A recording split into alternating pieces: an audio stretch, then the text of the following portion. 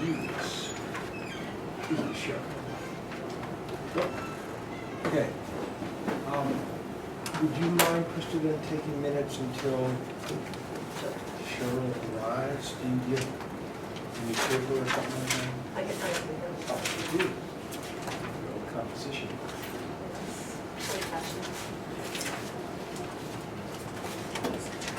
All right. Here's the agenda for you. So this is a special meeting convening at 7:01. And the purpose of this meeting is to discuss and vote on the Bailey Avenue letter and to work on the affordable housing plan given the feedback we received. I would ask the public to reserve your comments for the end of the meeting because we'll have public comment at that time, and we'll approve the previous minutes and we'll adjourn. Say, Dave, one thing. Obviously, we said the meeting is from 7 to 9. I don't mind going personally a little past 9 o'clock, but I don't want to have a meeting here personally until 11 o'clock either. No. Like the last Board of Selectmen, and it's more on how are we going to manage the time. It's, you know, so Right. Well, we'll talk about that when we get to that, but I spent some time talking with Sharon today okay. about, because she and I are the ones responsible for drafting the plan. And we talked about just gathering general and specific comments from everybody on the committee who's reviewed all of the feedback that we've received, and then we'll go back and draft it, and then we'll post it internally for you each to read and comment on separately. We'll go back, revise it again, and then we'll have another meeting, and ideally at that point we'll be close to done. That makes sense. Sorry? Okay, I'm an optimist, what can I say? The first thing was we decided at our last meeting to send a letter regarding the development at 34 Bailey Avenue. Does everybody have a copy of it? It seems like we need a copy of it. Oh, yeah, I haven't seen that. Okay, and I'll read it out loud for the Thank you. This is to Robert Hendrick, Chair of Planning and Zoning Commission, regarding 34 Bailey Avenue. Dear Mr. Hendrick, our committee believes the proposal for the development of 34 Bailey Avenue should more directly address the demonstrated need for more affordable housing in Ridgefield. Specifically, we propose that your commission seek the set aside of 3 two-bedroom units for 10% for deed restriction as affordable at a maximum of 80% state median income in perpetuity. We further request that these units be indistinguishable from and fungible with non-restricted units. We understand that your commission is constrained by regulations that do not require such a set-aside. However, we appeal to the good faith of both your commission and the developer to include these set-asides in order to meet the pressing need for affordable housing in town. It would also provide near-term housing opportunity for the many individuals with disabilities, including those who work at the Prospector Theater, who need housing that allows them to walk to work. Our draft affordable housing plan recommends that your commission adopt an inclusionary zoning regulation that would require set-asides for most new multifamily developments. Incorporating a set-aside into this current project would help set the stage for doing so. Our research shows there is need for additional housing in Ridgefield at all income levels. It is natural for developers to seek maximum returns, which leaves it up to your commission to encourage them to provide more affordable options. Discussion? I think we just need to change Dave Goldberg to the housing committee. Well, I was the one that brought forward to actually go through it. right, but I'm the one who is signing it on behalf of the Affordable Housing Committee. Do you think it's important for everyone to sign I the? think that you should make reference of care of housing committee. Well, a second. Oh, if you look on the other, no. It just would say Dave Goldenberg, Chair, Ridgefield Affordable Housing Committee.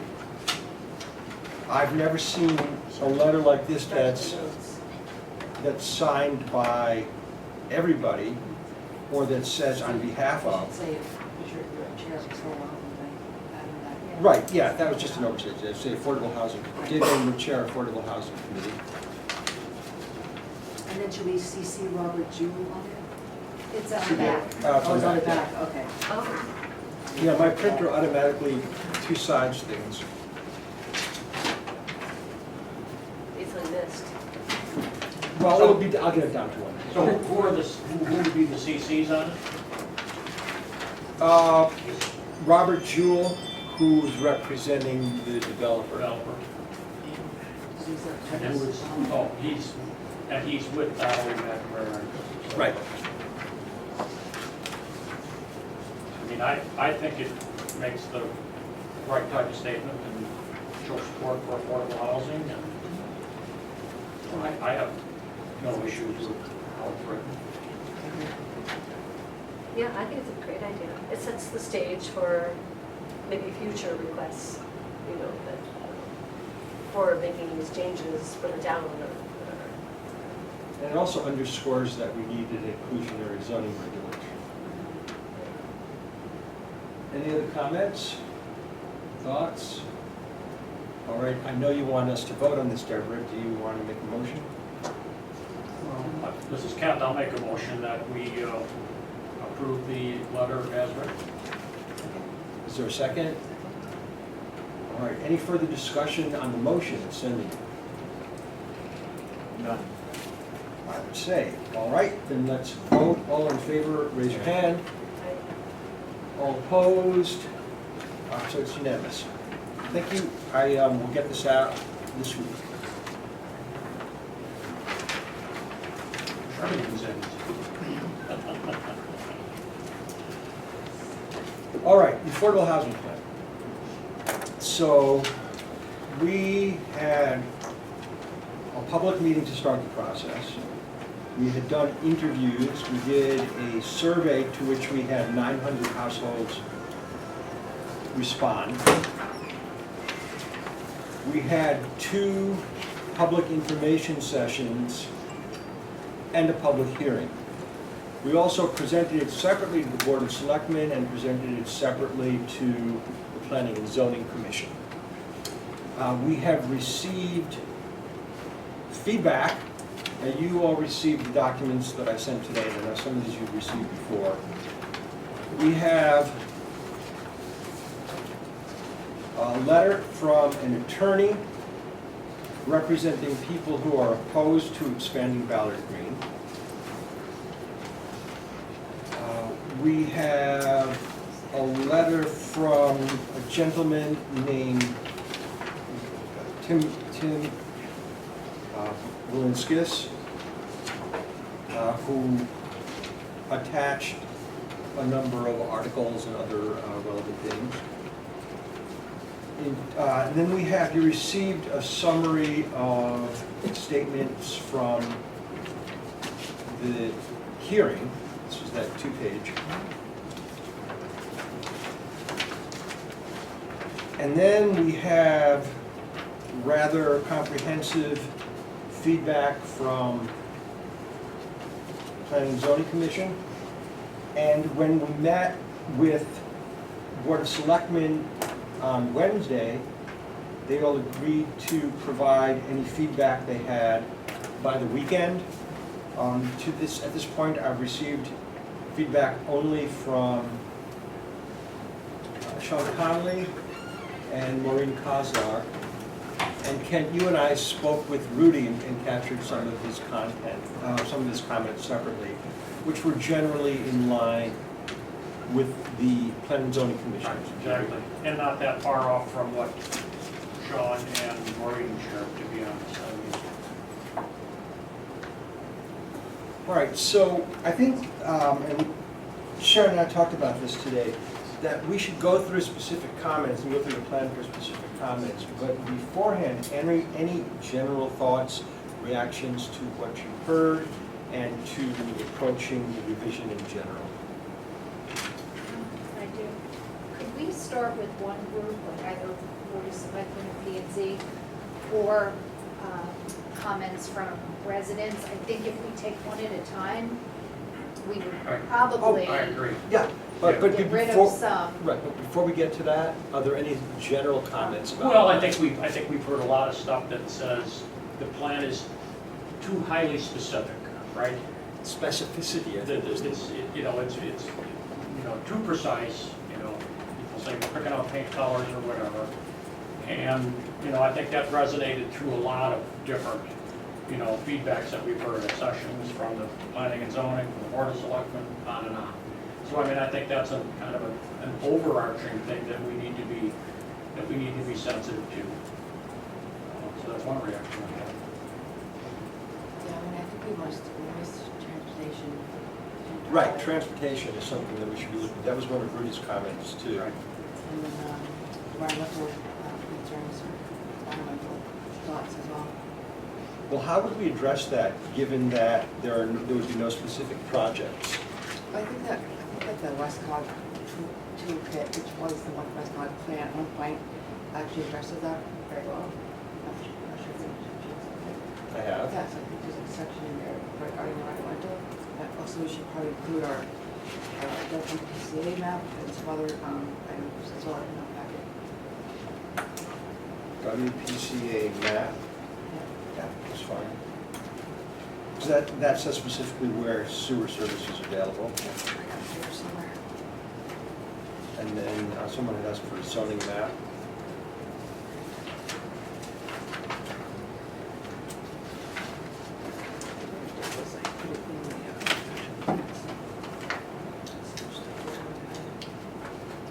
Here's the open space. We should include the open space map as well. What would be the value of that? Just to basically show how much open space we have left. Just so it's there, for the public to see. Okay. Also think that there's a lot more, here's the West Cog transit system, which is the transition. Yeah, I think there's a lot more items that we need to add regarding like AMI inspection, also this one, real great idea from North Cog toolkit, our plans, that should be incorporated something. Right. So I think there's a lot of stuff to go through it, and I hate to go into painful detail, but that's kind of what I'm looking to do. Go ahead. In certain areas. Well, let's start talking about the Westcott toolkit. We've heard a lot of people who said, why are we doing our own plan when Westcott has a plan? Westcott doesn't have a plan, they have a toolkit. It's great. It has a lot of information and data in it, not a lot of recommendations, but a lot of really useful information. And we did refer to that a lot as we were working on this. But there were some thoughts that we should just skip this and append something annex something to the Westcott plan. What are the thoughts that we have about Well, that? I mean, my reaction is I think there's some value to the Westcog information. I guess I personally kind of flip it around. I think the Westcog should be a part of an appendix, so to speak, of our plan. But it shouldn't be, we lead with the Westcog plan, and then, by the way, here's some comments relative to Ridgefield. I think we document and include the Westcog regional data, and we front it with, something specific to Ridgefield, like we look to modify tonight.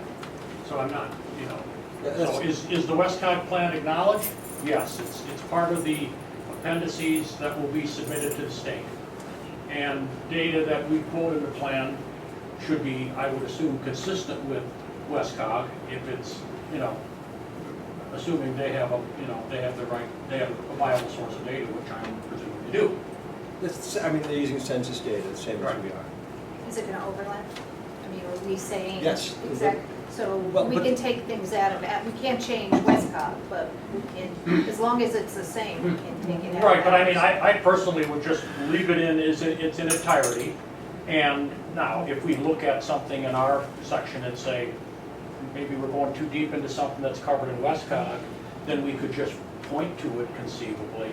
But I think, I don't my personal opinion is, I would want our plan to primarily stand on its own. In other words, you could read what we're suggesting, and you know what, you knew what it meant. Even if it may rely upon data, it may point to something in Westcott.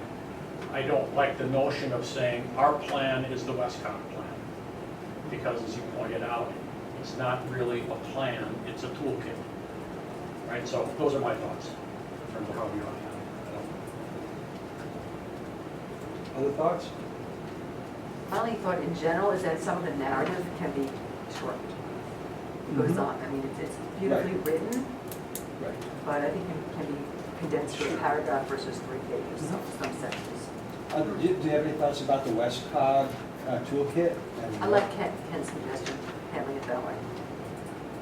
I agree.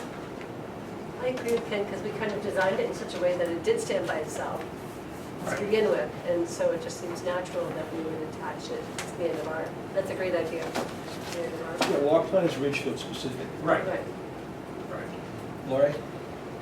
As long as it doesn't overlap, but also contradict. I think we have to be careful with the words that we use versus what is in Westcott. In what sense? You mean when it comes to data or? Either some of the data can contradict, one could be different or taken from a different source. I just don't want it Right, confused. I think we should look for that. I mean, yeah, I agree with that sentiment. If data's, and our plan is at odds within the Westcott plan, then we ought to determine, which one we believe. If for some reason we don't believe the Westcott plan, I guess then we should state why. But I would hope we could eliminate data inconsistencies, if there are any.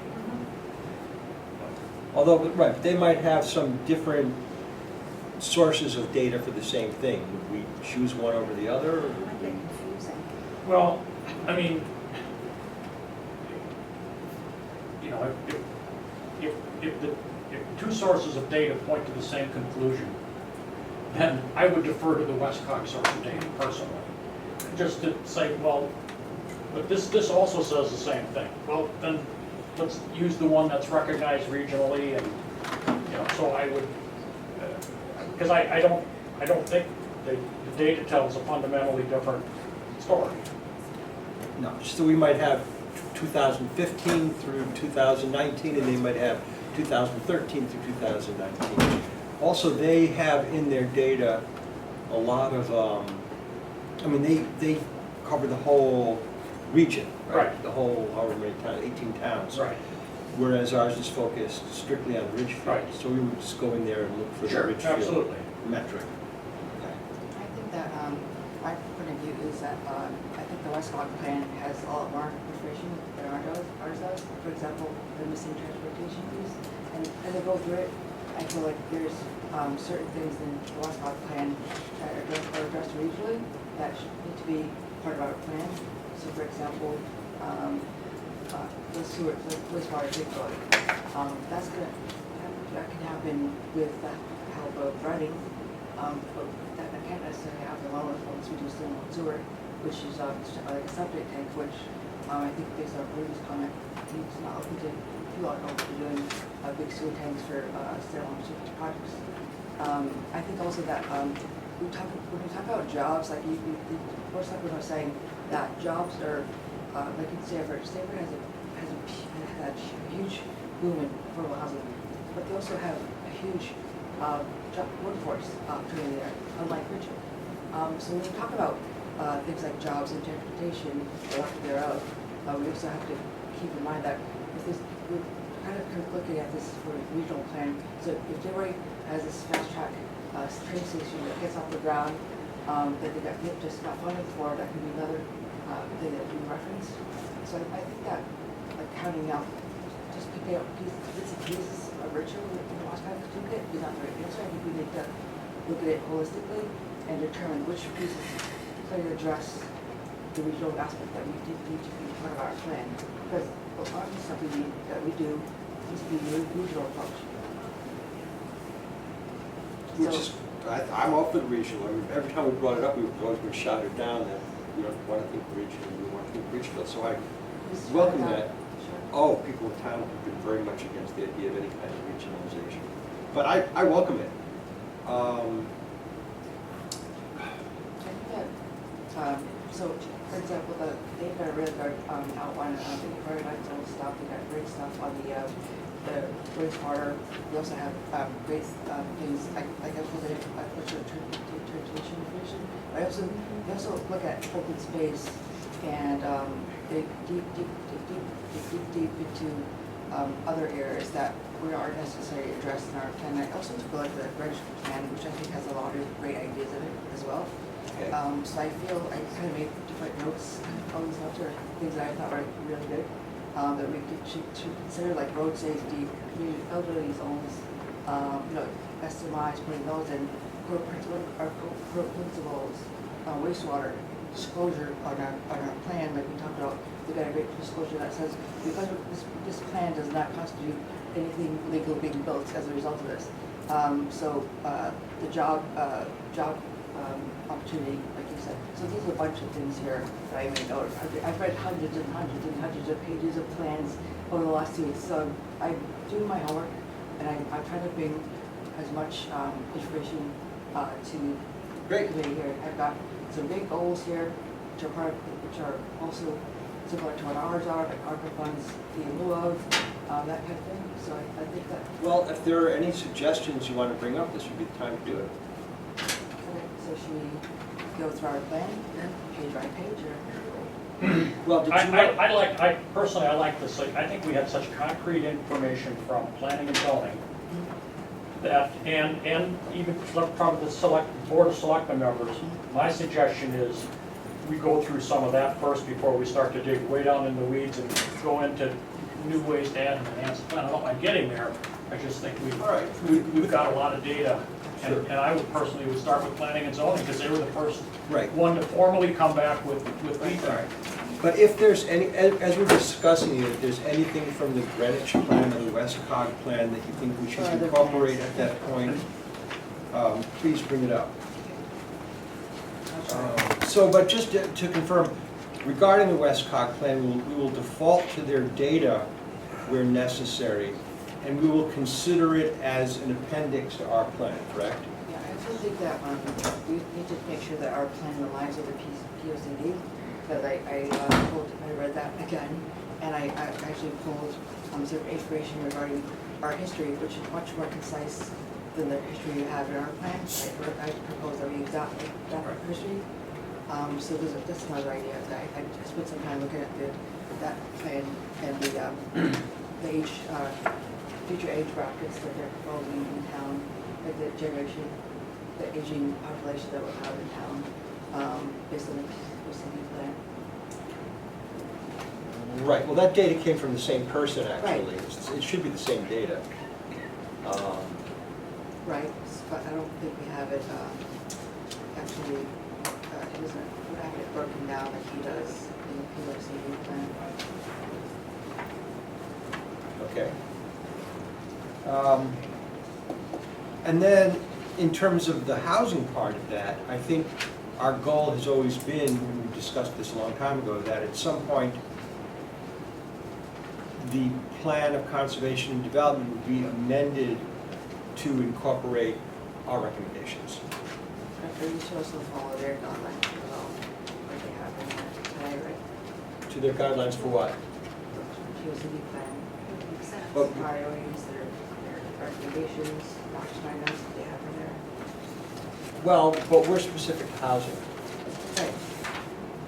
Yeah. So are you saying we should follow their housing recommendations? No, but I think we have to keep those in mind, because actually, I think you were the one that wrote them, right? Yeah. So you keep those in mind, so. Okay. And then there's lots of information in here that I pulled regarding financing. So this is like a whole page of financing from the Connecticut.gov page regarding, this is all great stuff that we don't have in our plan as well. How people finance range of different programs, like military mortgages and temporary mortgage programs and. So you mean consumer-related Yeah. stuff, homeowner-related stuff? I guess when I look at this plan, if I look virtual, I'm like, you know, I need affordable housing, I want to be able to look at this plan and say, where can I find this, what's the most cost-effective way to do this? What options do I have? Teachers mortgage assistance program, like that's the program. So that would be, like this would be a great consumer tool as well. Well, the plan is not intended for that purpose. We've talked about creating a web page / website that will provide all of this information more directly without all of the extraneous Right. demographic data. But if we create the plan, the final plan, and we want to put it on our website, people can reference it, and we can reference it on an ongoing basis to make sure we're following our goals, how do we achieve our goals and so forth. Also provide information. For example, can somebody, what's my salary regarding affordable housing? So can I follow the 30% Roth AMI, do I follow the 60% AMI, do I follow 8% AMI? These are all like tables that were just published, and I have a new one as well from 2022. Right. And that's information I think we should put in the. Well, we can put that in the appendix. I mean, we do refer to it in the body of the plan. In this detail? No, because that goes in the appendix. That's not something we could. But I guess what I'm saying is that if people can't understand what the plan is, if they want to apply for housing at Bella Green, or for example, let's say the coach homes on 35, the new condos they built in front of the Charlotte, you have to be within, they have like 5 or 6 more units there. They have to fall in within 8% of the AMI. Like right now, 85% of the AMI, 8% of the AMI is like 64,000, 1 person, 75,000, 2 people. So you can't just say a teacher's salary doesn't meet that number, or, because it's not based on one person's salary, it's based on the homeowner, household number. So there's different numbers for different groups of houses, whole size all the way up to 8 people in a household. So I think it needs to be spelled out kind of in a way that people can understand it, because if we're going to have affordable housing and people want to apply for it, they should be as educated as possible and be able to look through a graph. God knows it's very confusing and stuff's all over the place. And if you go to affordable housing page, the housing authority page, I mean, they've got a bunch of stuff going on there. Their website needs to be fixed and all that stuff. So until they get their act together on their side, but that's what the website, we should have as much information on our page as possible. Well, I think we could, in the document that we have, we can point to something, but one of my concerns is we've already got a document that's 46 pages long. I've heard some comments from people that say, look, this ought to be really netted back down, and we got to be careful that we don't end up with something that's so voluminous that, nobody will bother to look through it. But so information data that is more expansive on AMI should be resident in the documentation we provide. It may need to be pointed to very specifically that says, look at Appendix C for, the details of, AMI that's used to create affordable housing. But I wouldn't embed that kind of thing in the document per se, because it's going to be an eye test. I think we need to try to stay away from that kind of thing, because it will. Then you end up with the Westcott toolkit, which is kind of unreadable to the layperson. Right. Well, I think to your point, Ken, I think that our plan can definitely be consolidated quite a bit. So I think that current 48 pages could probably take it down to like 30, based on some of the text we have here. I agree. That's fine, 2 cents on that. I think we should, I think the more clear we make it, the better it helps housing authority, the better it helps Tony Phillips, the better it helps people who want to apply for affordable housing and know they fit in the realm. Right. And, But this plan is not designed for that purpose. This plan is designed for one but purpose. shouldn't it be for No, everybody? no. Why not? Well, I mean, anybody should be able to read it, but it has one purpose, and anything else is extreme. I'm not saying this other information isn't important, and we've already committed in this plan to providing as much of the kind of information you're talking about as possible. But if we were to lard this plan up with it, it would just be, it would collapse under its own weight. It's, as Ken said, people already want to cut it down. Thoughts? So if I'm a affordable housing committee member and I have somebody come to me and say, hey, I want to learn more about affordable housing, and I don't know what the income limits are, I don't know what the household sizes are. Can you send me something? Okay. Is there something I can refer them to? Like, look at our plan on this page, look at page 75, or to page 40, and look at there. Like, we call it income records. Do you know what kind of housing you do? Well, what we do in a lot of places in the plan is have links to other sources of data that people can go to, and we can certainly do that. For example, for that sheet, if you want to provide the link to it.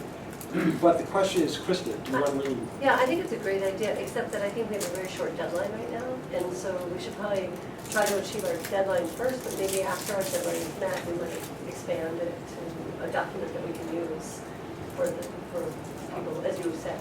Yeah, I mean, I think that expanded document after the fact makes it, it's not the plan we submit to the state. So I'm not sure how that.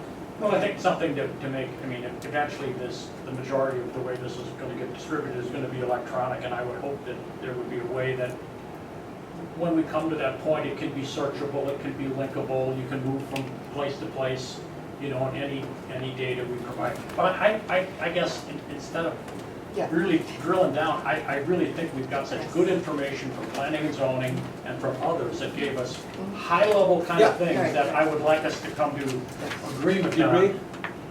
We go? Yeah. So, But maybe we can revisit it at a meeting after our deadline. well, the plan can always be amended. If it's amended, it would have to be readopted and then sent to the state. But if there are changes that the town wants to make to the plan at any point, that can be done. Well, it seems to me that the question here is whether we need a separate set of resources that would be targeted towards a person who's interested in moving to town or someone who lives here and wants to know what are my options, what resources are available to me to obtain housing that I can afford. But I do agree that that's separate from this plan, which is the town sort of setting of goals for itself and as an action plan as to how to achieve those goals. Yeah, 11.5.3 talks more specifically about creating, what are you talking about, an online source of information? Yeah. For people who have affordable housing questions and needs. It's a very good idea, but not, maybe now it's not the time. 11.5. All right.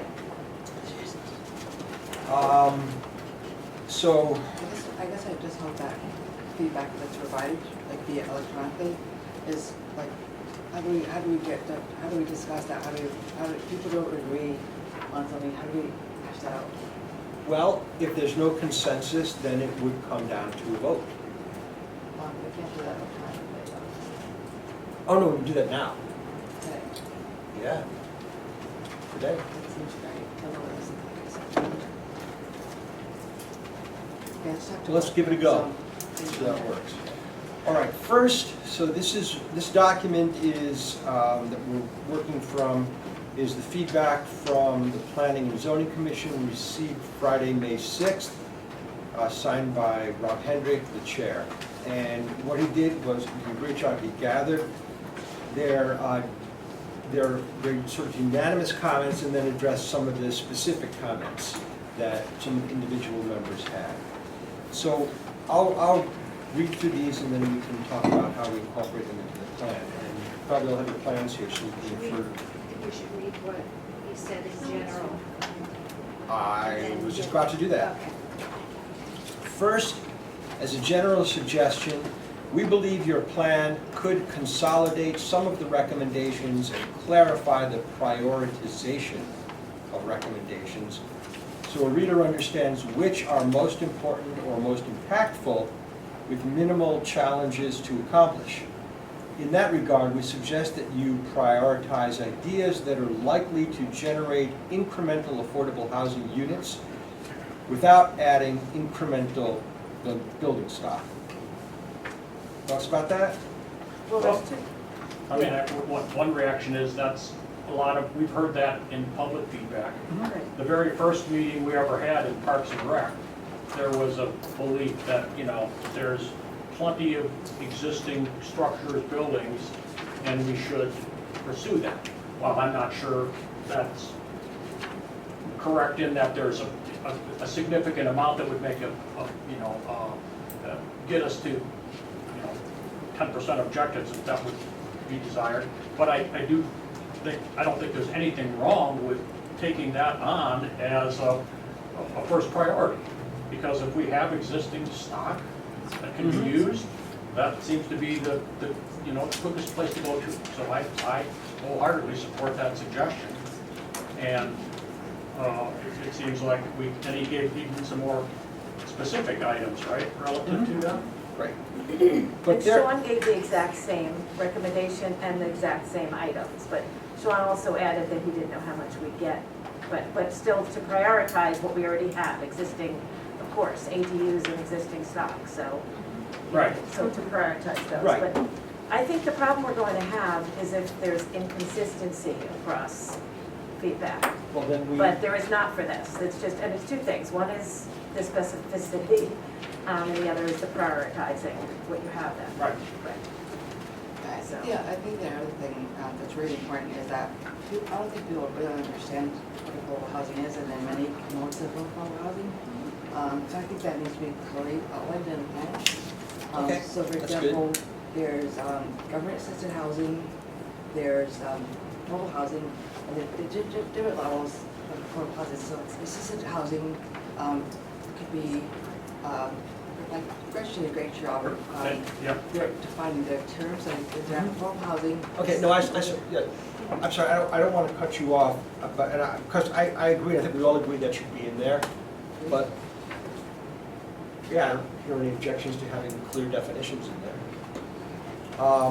And the Greenwich plan did have some really great ones, Yeah. and I think we should use it. Yeah. I mean, so I don't think we need to, debate it here Yeah. a lot, because I know that you and I and Deborah are in agreement, I think some of the rest of you. Sure. And I would just ask as you and Sharon think about redrafting that, look at that relatively concise plan, because they do it, and they help to get at the point that's come up with a number of the public comments that people don't know what affordable housing is. Some people, what is, and Greenwich actually approached it this way.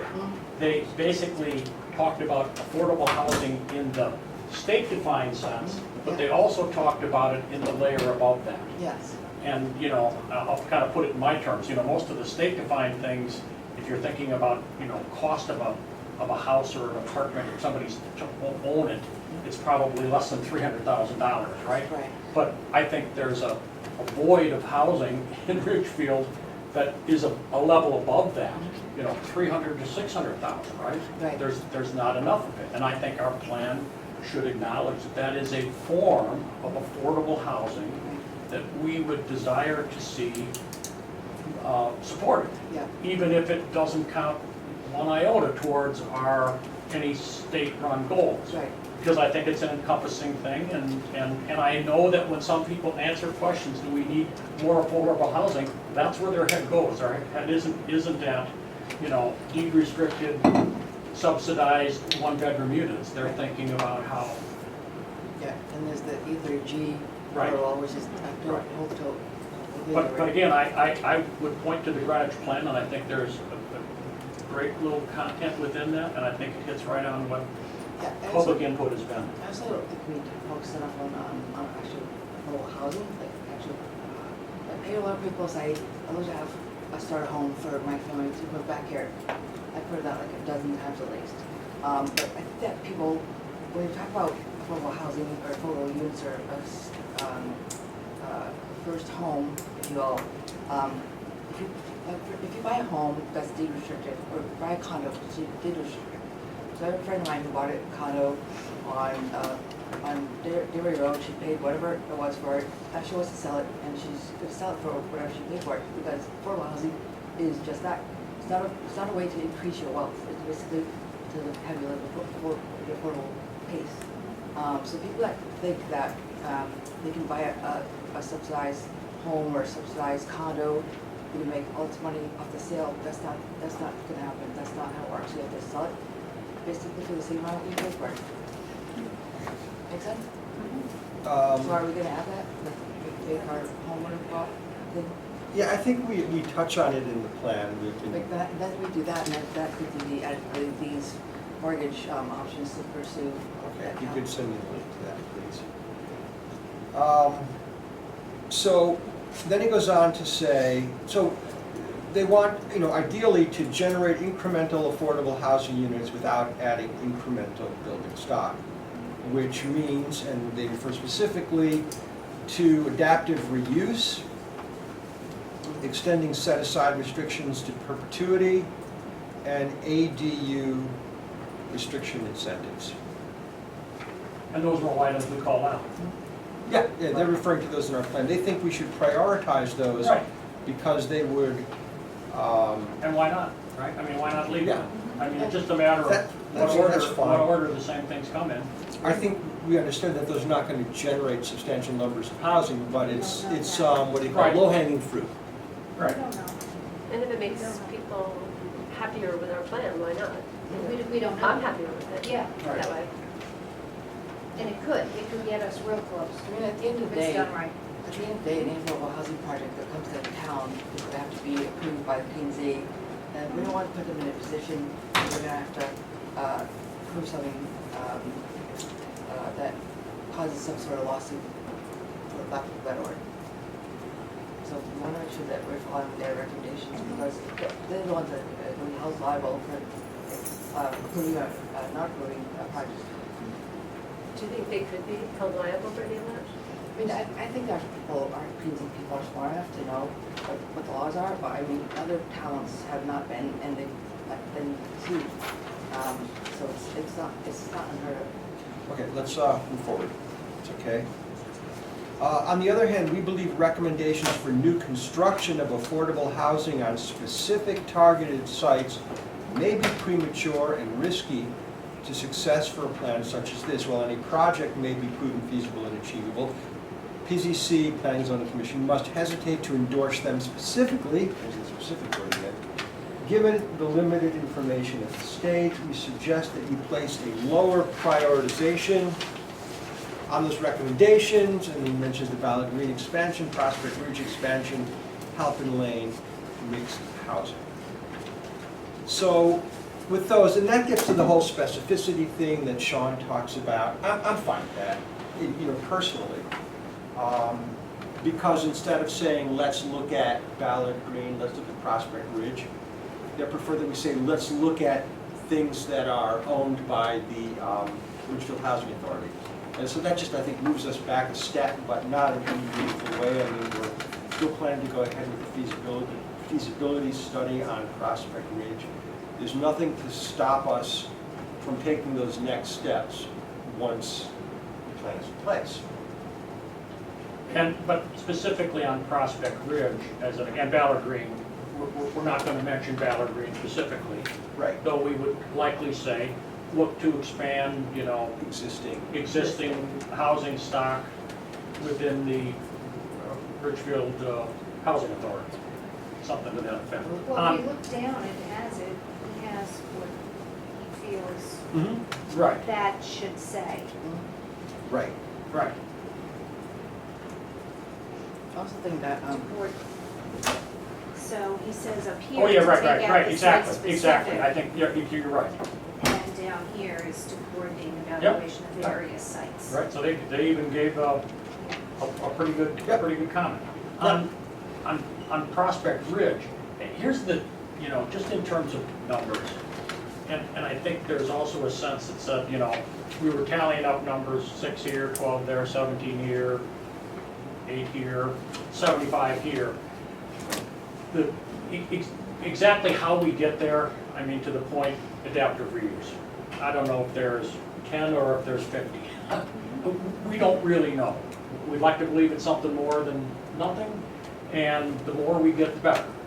But it's also, I think, fair to say that while I don't want to endorse Prospect Ridge per se in this document, I think it's also fair to say that if we're going to make material progress, there probably has to be some affordable development considered within the town of Ridgefield. I mean, it could be on private land, it could be on public land, it could be on, it could be by a transportation center, it could be not by a transportation center, it could be downtown, it could not be downtown.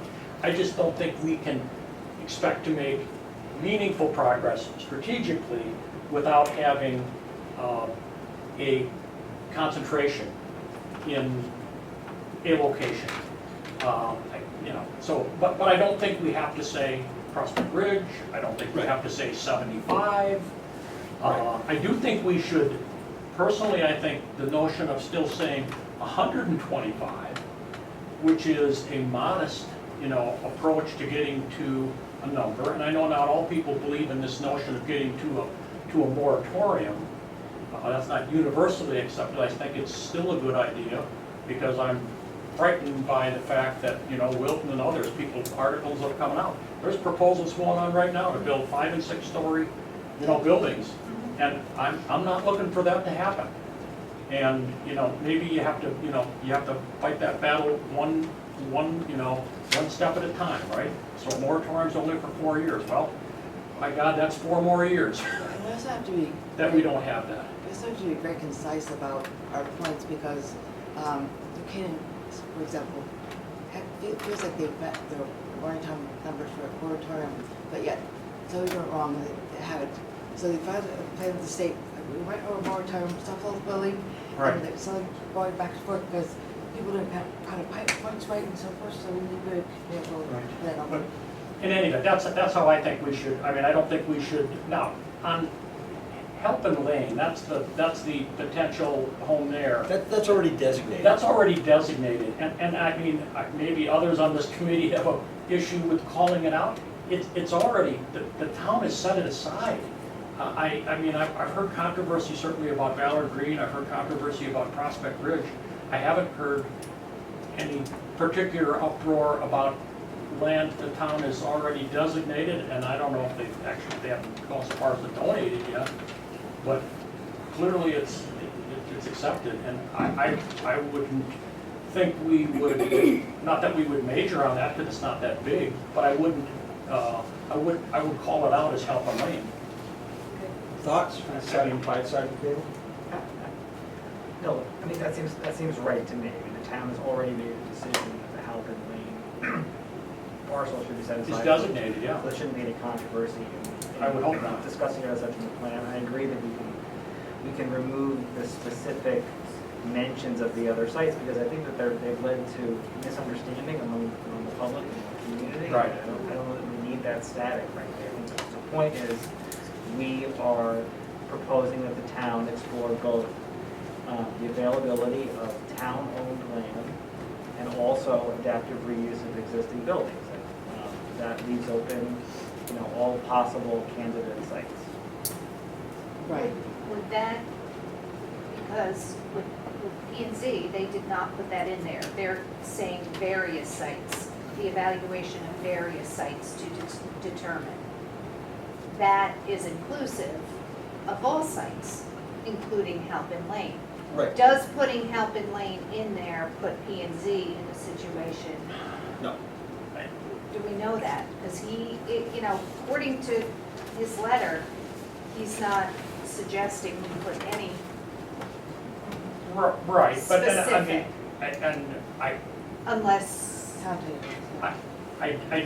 obviously, we're gonna do another draft, we're gonna show it to planning and zoning again. I would have a tough time believing they would really have an issue with the already designated piece of property being called out. I understand the Ballard Green, I understand the Prospect Ridge, and I don't,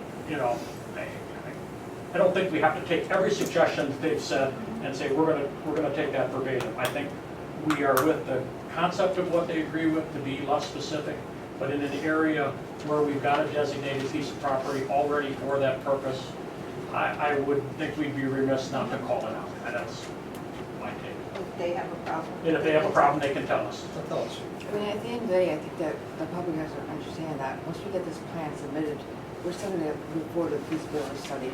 Sure. So having it in the plan or not isn't going to change Right. that. Exactly. So I want to make sure the public understands that, because if you take it out, same thing with that Ballard Green.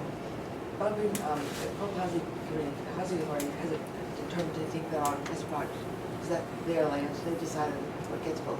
P&Z will have to approve it, obviously, but they decide on it, so I get to Cheryl's point, not Cheryl, but Laura's point, work with town communities to explore possibilities for housing, so that would be an example of town entities. Yep.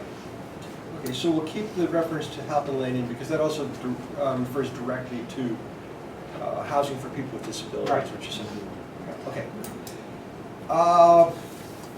We believe the remaining recommendations not mentioned above fall between two ends of the priority spectrum. Below I share our comments regarding each. It says 8.0 planning and zoning to review. Planning and zoning review to facilitate multifamily development. The Planning and Zoning Commission's consensus is supportive of this. While we believe our current regulations provide a variety of opportunities for such developments such as MFDD, MSPD, SD, R20, HOD, MU, multifamily conversion, many R zones, etc., we're happy to look at them again and to also review the zoning map with a contemporary eye, which is a good thing because you worked on that section. So what are your thoughts about that? Sounds like they're happy with it. Any other thoughts on that section? No.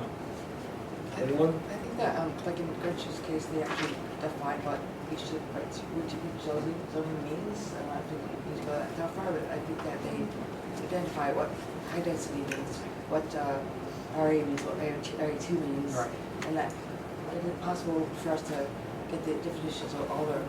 Again, I'm not trying to, because you and I are in violent agreement on that. I think that Greenwich plan has a lot of good content, and I think we should ask, Dave and Sharon to look at that and to help that, because I do think it helps clarify Yeah. what is meant by things. Yeah. There's a careful balance, because you can again go through the whole, glossary and dictionary terms, and you can't get too caught up in that, but there are some things I think that are very beneficial. I think some of those are examples, and I think we need to. Yeah, and there's a zoning map, just like this one that I had Right. bring in, but there's one just like this one that would be helpful to add it to the plan as well.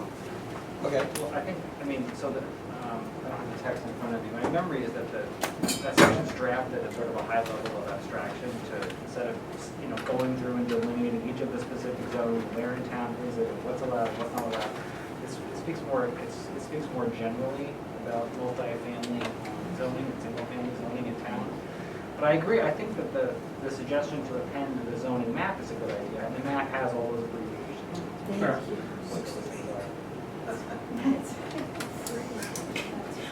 Were you able to lower it?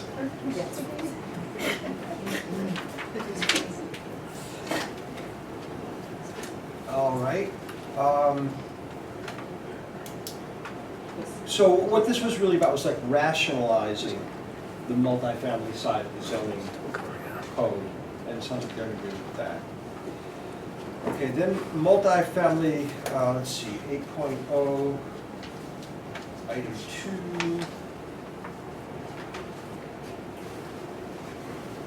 2. Should expand, it said, planning and zoning should expand the multifamily conversion regulation to permit conversion of single family to a two-family home as of right in a wide variety of areas, regardless of the density regulations and regardless of the age of the homes. And he said, we agree this can be reviewed, although the full recommendation written may be too ambitious. The limits on building age are prudently designed to prevent backdoor multifamily conversions, that is, a developer building with the intent to convert quickly after certificate of occupancy. This special permit requirement is not prohibitive and typically appropriate given the site-specific factors, which often need to be considered to assure multifamily conversions are implemented successfully. We are supportive of careful review, but suggest replacing expand with consider expanding, and replacing everything after two-family home within a greater variety of situations. Well said. I mean, why not? I'm fine with that. That's great. But the thing about backdoor conversions, I think they should be front door conversions. They should be allowed to build two-family houses in more places.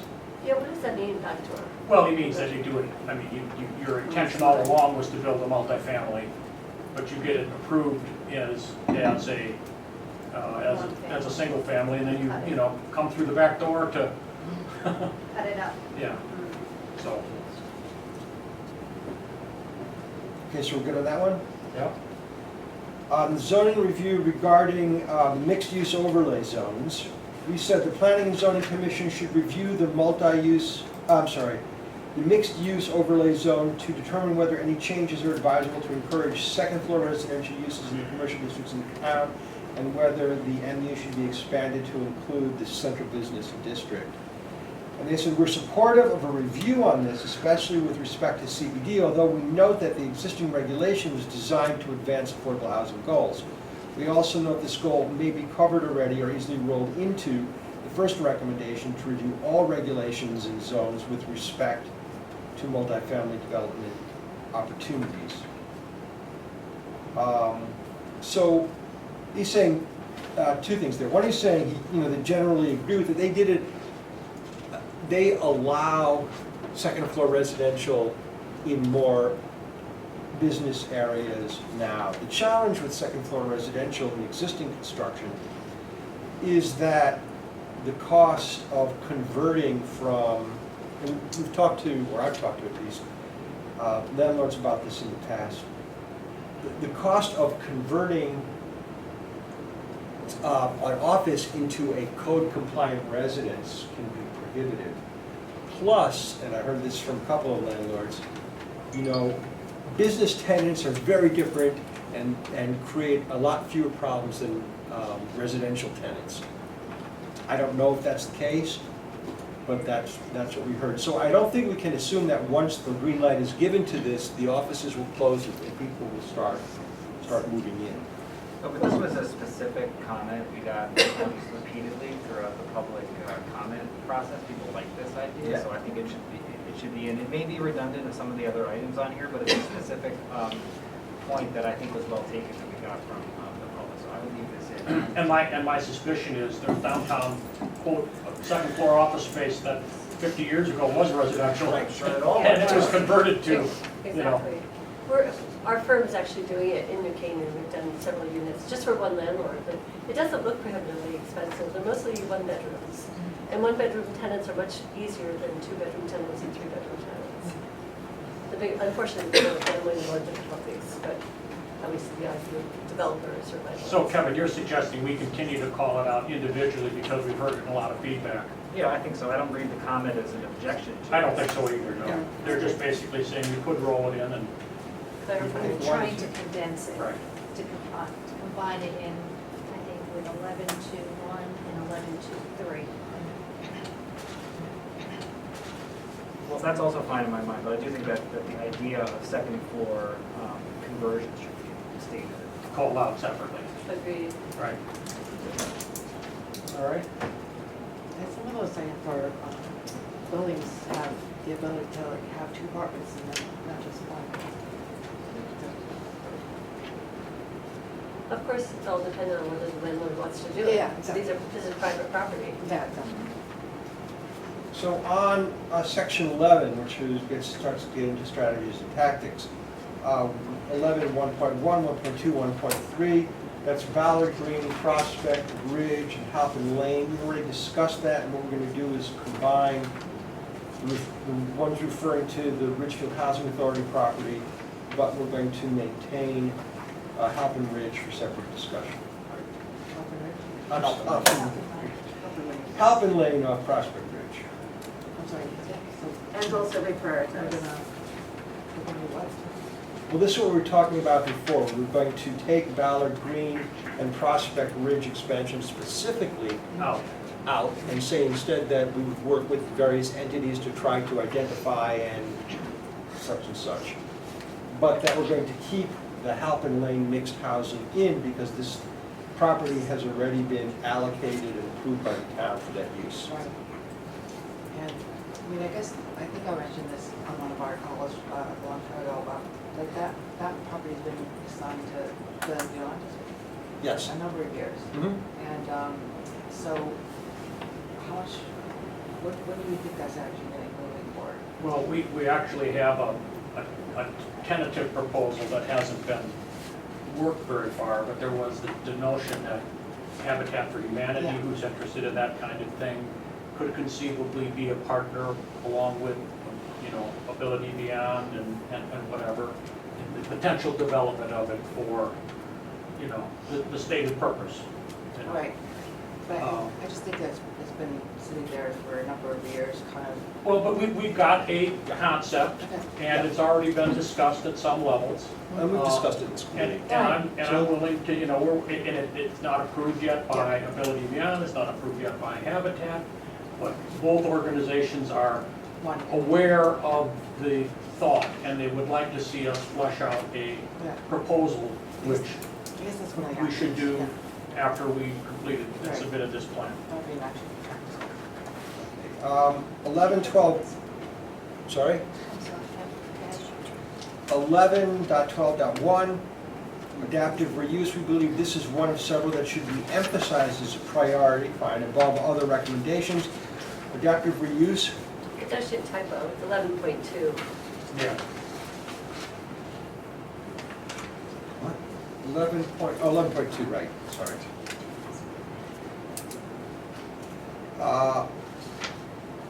While the number of sites may be limited, we should make the most of each one, subject to capacity of municipal infrastructure services. We expect the ECDC and/or Affordable Housing Committee would take the lead on implementation here, as noted above.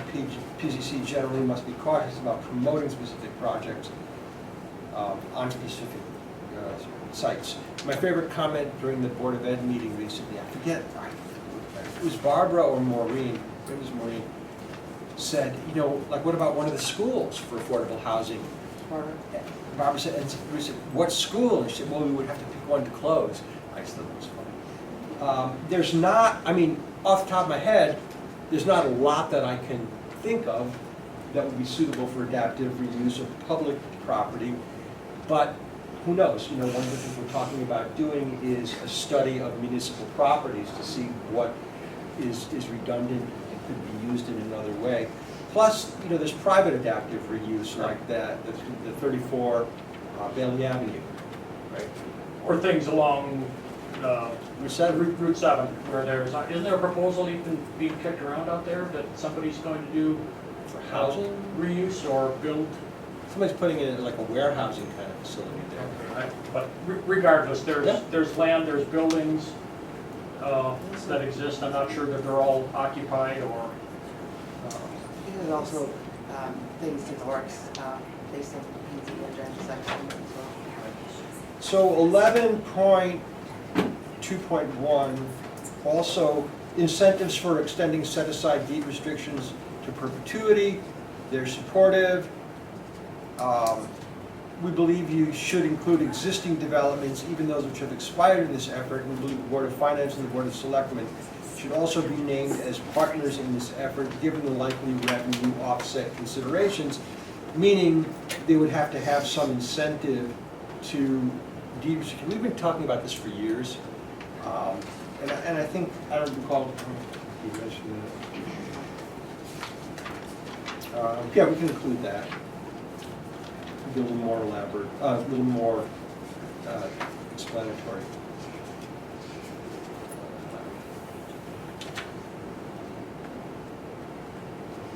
All right, then we have the Housing Trust Fund. Comments from PZC members, this is 11.2.2. But Dave, just before we leave this one, I mean, Yeah. I mean, I like the comment about extending. I think my memory from our text is that we're talking about where we're,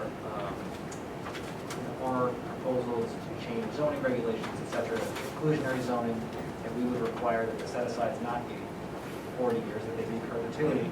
Right. This comment seems to be about, what about going back to people who've developed existing projects and saying, yours has 40 years, but what would it take to get you to infinity? Yeah. Right. I think that's a good idea. I think based on the discussions we've had with some developers, Yeah. they don't, you know, because they don't project out their earnings, their numbers so far in advance, so far out ahead, it may not take much to get them to go from 40 to forever. So I think that's a good nuance. Right, now for rentals, because if you already own an existing unit that's going to expire, that would change the value of your unit. Correct. Okay, great. You're welcome to look at Housing Trust Fund, 2.2. Comments were mixed. mainly due to the suggestion of seeding this with ARPA funds, which seemed a premature or inappropriate commitment for some PCC members. The consensus is important to investigate, not pursue. I propose we say, think about considering a proposal to begin considering to investigate. Well, I'm sorry. I personally, on the statement for ARPA, I think that ship is sailed. Yeah. I think we should, you know, while it would be a nice thing, it's not gonna happen. I mean, those funds, if they haven't already been fully committed, this plan, making a statement for it, isn't going to change it one way or another. Right. But I do think, on your point, I do think we should continue to say we pursue a housing trust fund. I mean, we've already done some investigation. Well, we have a proposal that We have is a ready to proposal. go, it's ready to go to Right. Planning and Zoning Commission. Right, so I saw some other heads nodding. I understand their input, but that doesn't mean we accept it. I like the notion that says we remove ARPA and we continue to talk about pursuing that as a goal. So to Kevin's point, if we're gonna go back to developers who built homes that don't have affordable units, or they have an extended perpetuity, you'd have some money to be able to do that, right? That's the. Yep. Absolutely. 11.2.3 ADU deed restriction. We're supportive from a PCC standpoint. This could deliver additional affordable housing without adding building stock. We believe the Board of Finance and Board of Selectmen should also be named as partners in this effort, given the likely revenue offset considerations. And when we do, when it's finally time to put together the summary sheet, for the action items, they'll be Right. included. So we're all in agreement with that, I believe. Any other comments on that? It always says that. Yes. Great. Yes, they're just underscoring it. MSDD, which is the Main Street Design District, and inclusionary zoning, 11.2.4. Several PCC members feel this recommendation can and should focus on the possibility of inclusionary zoning in a variety of areas. A review of the MSDD footprint would be part of the initial recommendation above under 8.0 item 1. And I think we need to consolidate those, Kevin, because Right. we were trying, because we got those, we had a little time to put those together, but I think we can really consolidate those Call it out in areas. the same Yeah. place. So we can consolidate 11.2.3 for. But then we can consolidate with section 8. with 8 and the zoning change. Because 8 is a review of zoning and it makes recommendations. So that would be, but you're consolidating 11.2.3, 11.2.4, 11.2.5, 11.3.1. I'm not sure we're consolidating 11.2.3, the ADU. I think that should stand on its own, because I think it's, Yeah, this would be basically 11.2.4, Right. about inclusionary zoning. 11.2.4, okay. So were there any other thoughts about that? And then 11.2.5, fee incentives for affordable units. This was a proposal to give developers a slight break if they were going to do affordable, in return for affordables. They're supportive of the possibility, but we note the need for other entities to be involved. Board of Finance, Board of Selectmen, the same thing. PCC does not establish all building-related fees. So they're not opposing it, they're just saying that it shouldn't be on them. it's not them, yeah. Right. Inclusionary zoning, the PCC consensus was very supportive of this recommendation. We've already had some conversations within the PCC about this, and we are eager to accelerate with your partnership. However, it can likely be consolidated with your recommendation 11.2.4 above. That's probably right. Yeah. All right. Middle housing, 11.3.2. We believe that opportunities for middle housing are provided via our regulations and zones, including R75, R10, SDR 20, R20, MFDD, MSDD, as well as the MU and multifamily conversion regulations. We also believe this recommendation overlaps with several of those already listed above. We suggest you consolidate this recommendation by simply referencing middle housing alongside multifamily and these other goals. Well, the idea of middle housing is to create a transitional zone, right? Between the very dense downtown and the sparser outlying areas. So, to me, that seems a little more significant than just including it with the others. I don't know. Well, maybe we can, in the recommendation, where we talk about, where multifamily is referenced, talk about middle housing more specifically, and maybe, I don't recall, talk about it as a transitional zone. That's a good idea. Is that a rule of law? Like, is that a rule, like, middle housing is a I think it's transition? kind of a concept, but, you know. I'm sorry, what's that? That Yeah. middle housing is a transition zone. Is that, It's understood. I mean, there's even a link in the plan to a lot of information on middle housing. And do we have a definition of middle housing? Yes, there's a link in the plan that takes you to it. It mentions it here in 11.3.2. So, But I like Kent's suggestion. yeah, so To mention middle include with housing. multifamily, but Call out as transitional housing, transitional zone. transition zone, right? so consolidate that with the 8.0? Right.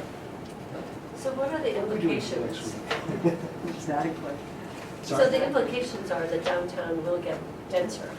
with No, this it's not necessarily downtown, transition right? zone. It's, Or the area surrounding down, you know, Yes. outside the main street, Start moving.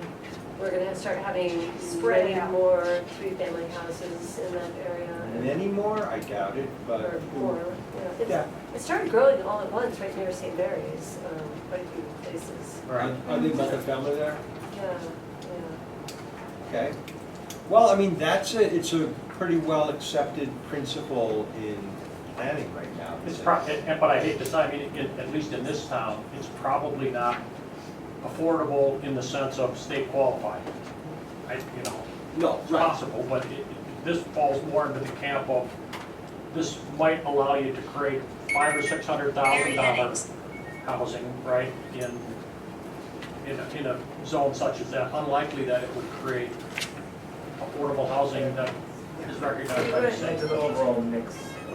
Yeah.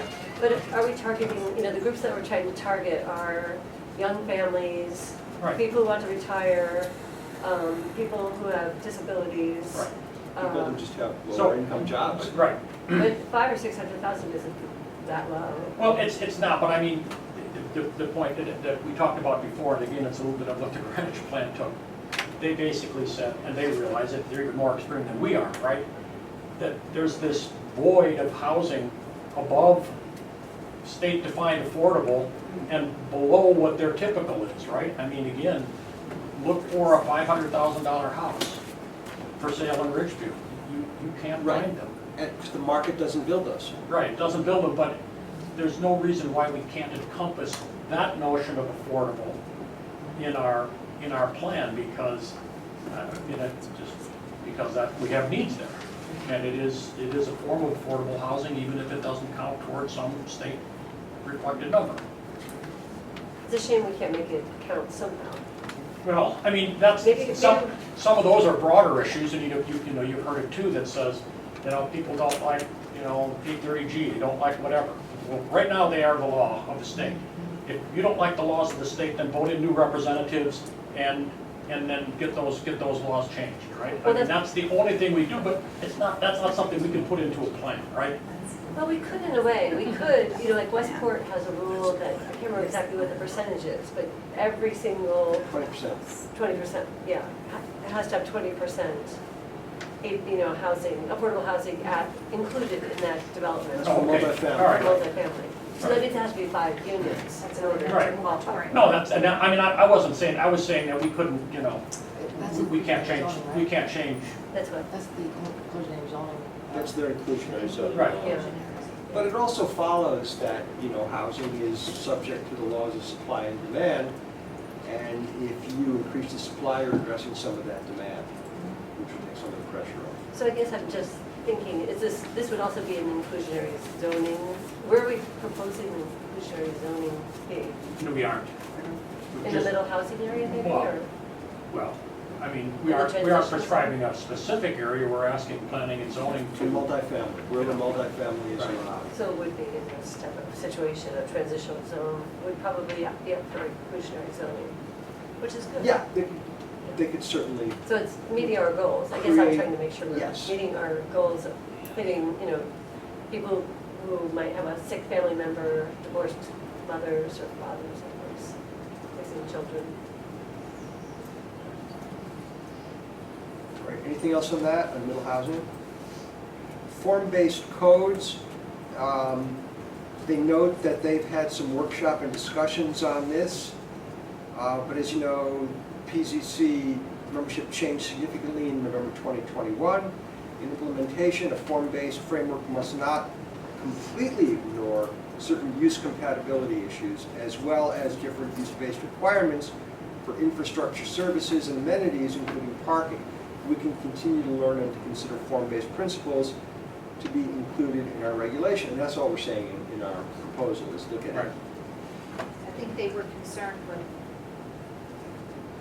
there was something said about with the looks of it, not what it's used for. That's form-based code, Yes. right. But what they're saying here is there needs to be some sort of use considerations Yes. as well, and that's certainly Yes. something they can work on. But it could provide, in our experience, or at least in my experience, a lot of the objection to many developments is aesthetic. If the Bailey Avenue project didn't look the way it did, people might be less inclined to oppose it with such vigor. So a form-based code is a way of addressing those concerns statutorily. So that's what we're recommending. In terms of streamlining the plan, does it make sense to fold in mention of form-based codes together with middle housing into the section that just asks planning and zoning more generally to take a closer look at there? Isn't that what they asked us to do? No, they didn't here, no, They they didn't. didn't ask us here specifically, so I don't know whether it makes sense given truncate the rest. Well, I think in terms of organization, yeah, if we just say to them, we can keep reducing it, we say, just do stuff to improve affordable housing. But I think we certainly want to call this out. And they didn't seem to object calling us out independently, so, and they acknowledged that they've done some work on it, and, Yeah, they're not objecting to this at all. They're just saying that, there's some considerations they want to bring to it. That's fine.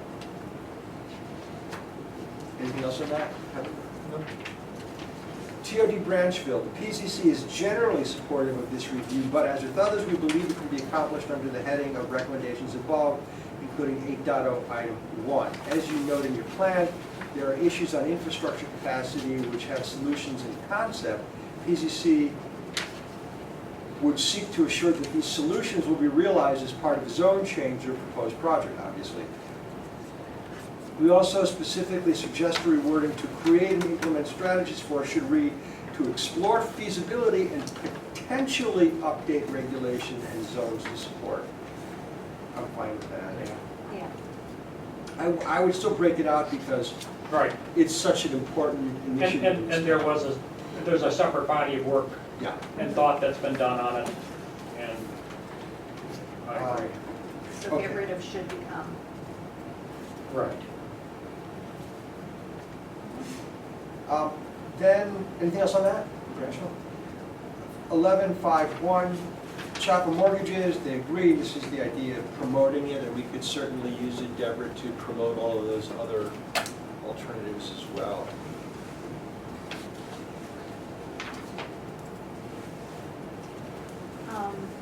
As part of that, we also state that it could be done without adding. Are you on the CHAFA? Chapel Mortgage. Yeah. State that it could be done without adding building stock? To deliver affordable housing without Possible. adding building stock. We could put that in. It Yeah. could fit into that category.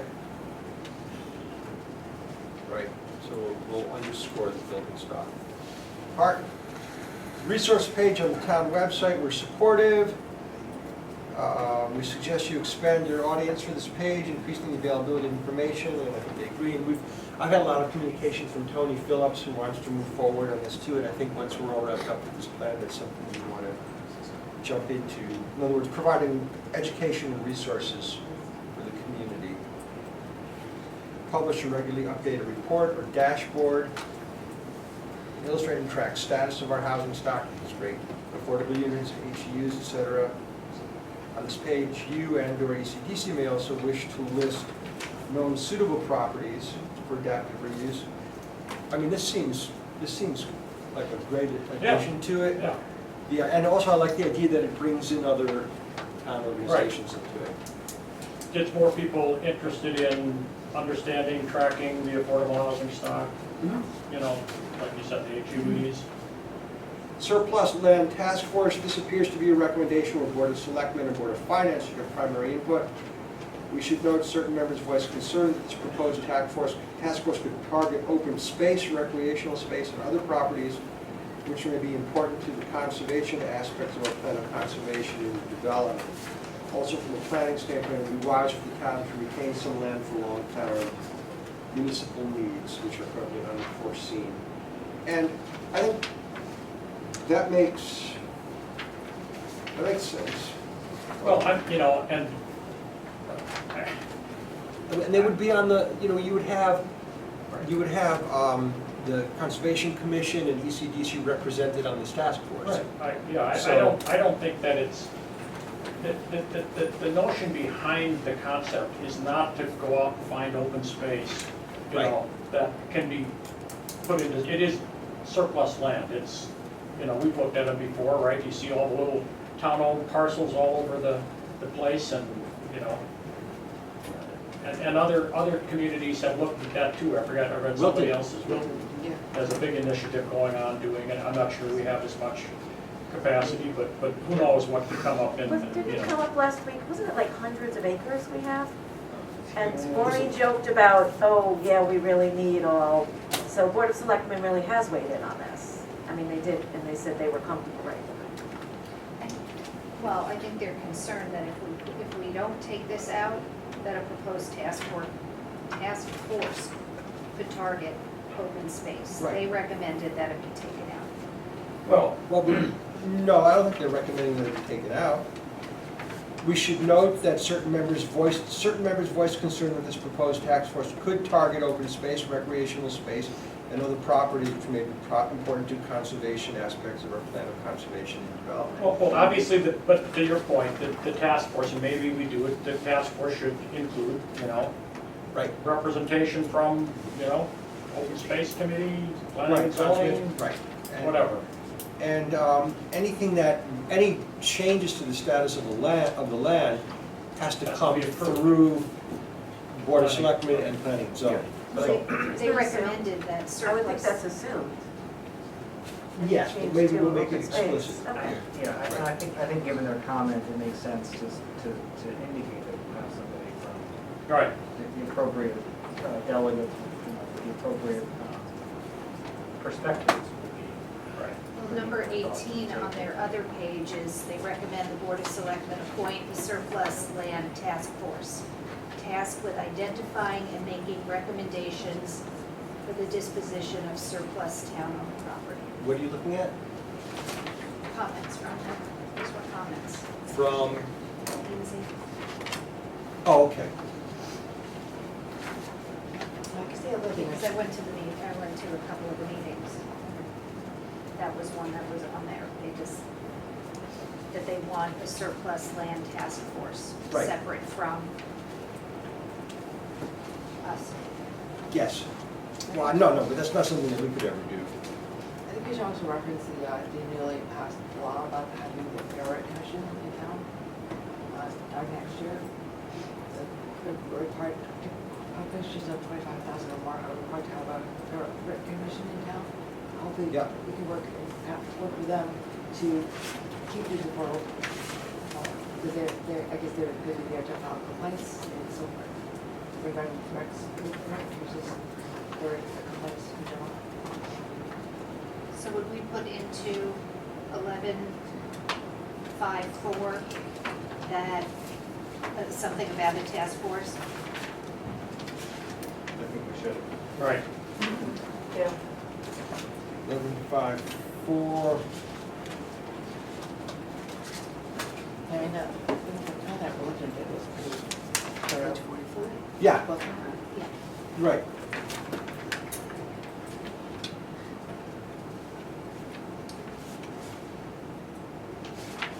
Great. And then he said that John Katz took exception to the first two sentences that under this on page 6 of the plan. In the 1940s, Ridgefield, like many communities, sought to control its growth by introducing zoning regulations. While zoning brought order to the development of the town, it also empowered the community to exclude certain types of development. And John got very hot about this because some could interpret it to mean that zoning was socioeconomically exclusionary by design, which we know from decades of study and research it was. I'm fine with taking it out. We don't need to say it. It's not important to our plan that we do so.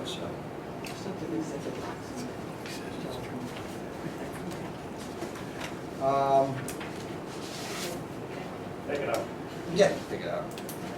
All right, so that was P and Z. I think the next most substantive was Sean's. Yep. And he said, section 2.0, the history of change, cut that down, which we'll do. Yep. The vision for Ridgefield, he liked that. It's comment number 3, 4.2. I know there is reference later on to how demographics about age might be changing as a result of the pandemic, and I thought this would be a good place to make a similar comment.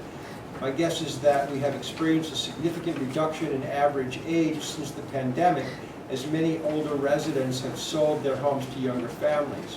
I don't have hard data to support this, and I would imagine nobody has data to support that. So I understand if you are uncomfortable making a statement. However, if you agree, it might just be worth adding the commentary, which I'm fine with. Going back to vision for Ridgefield, I'm not comfortable, I guess, with that, keeping that in, where we're doing right now. And I think that's a kind of contention for some meetings. This is What page you on to? The vision for Ridgefield? the vision. Okay, that's page 9. Okay, and you wanted to delete what? A complete community? I think, why do we need a vision if we're talking about the history, the plan? State wants it. Vision? They want to ask for a vision statement. Isn't that part of your executive summary? No. A vision statement is something very different. Right, but where did it say in the state? I don't know, just say that. I don't have it in front of me, but they asked for it in the guide that was put out. The guide that was put out by the state on how to develop your plan. Everybody got a copy of this. First sent around. Yeah. Well, you may not remember it, but I did send it around. I'm very specifically remember sending it around. A while ago. Okay. Oh, yeah, that was when we started the process. Was that like before I was on? No, you were on the committee. I don't recall that. Can we get a copy of that, Is that? I'll resend it, but, Yeah, it'd be great just to resend that, just to say. I have to, so I'm not sure I read that. Because I've read several plans, and I don't remember seeing that, called out specifically. So I just want to make sure that's correct. Same with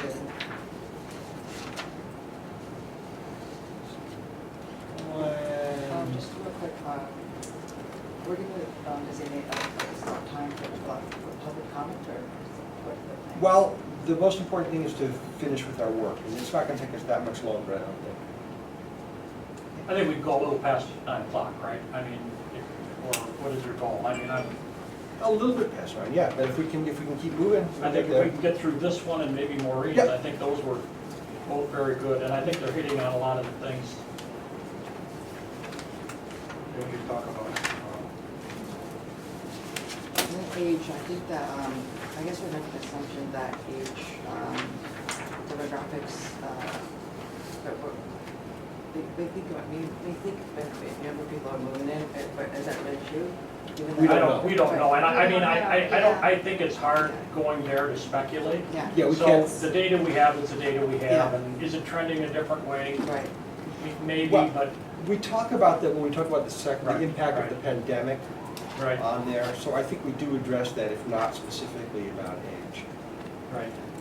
4.3 diversity, if available, I think it would be helpful to show Ridgefield diversity numbers compared to specific towns that are more like us.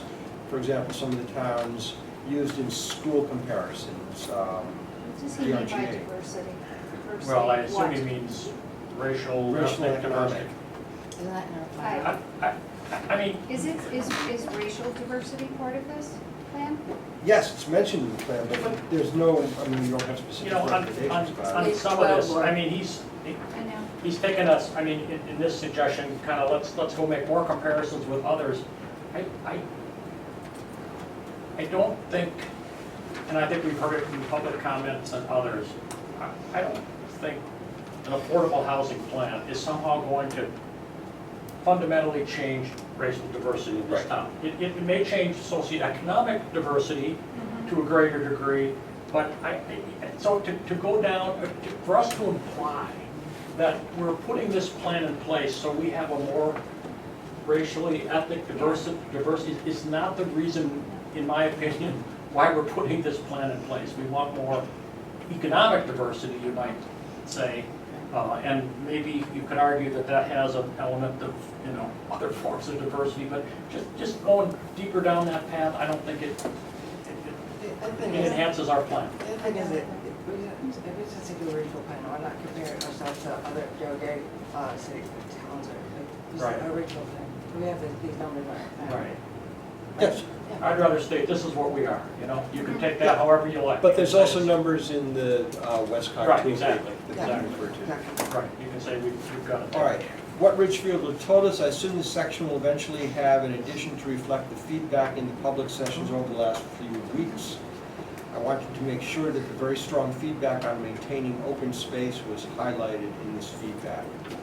How do we want to handle that? Well, just in general, and again, not get specific tonight, but I do think that our public our feedback session, and when we talk about information we got from polls or whatever, we also need to probably do more acknowledgement of the fact that there are, you know, strong concerns in these specific areas, right? Whatever they be, traffic, you know, quality of life, whatever. So mention it in the public feedback that, section. that in general, our plan needs to call out, not every issue everybody has raised, but the umbrella issues that people have raised.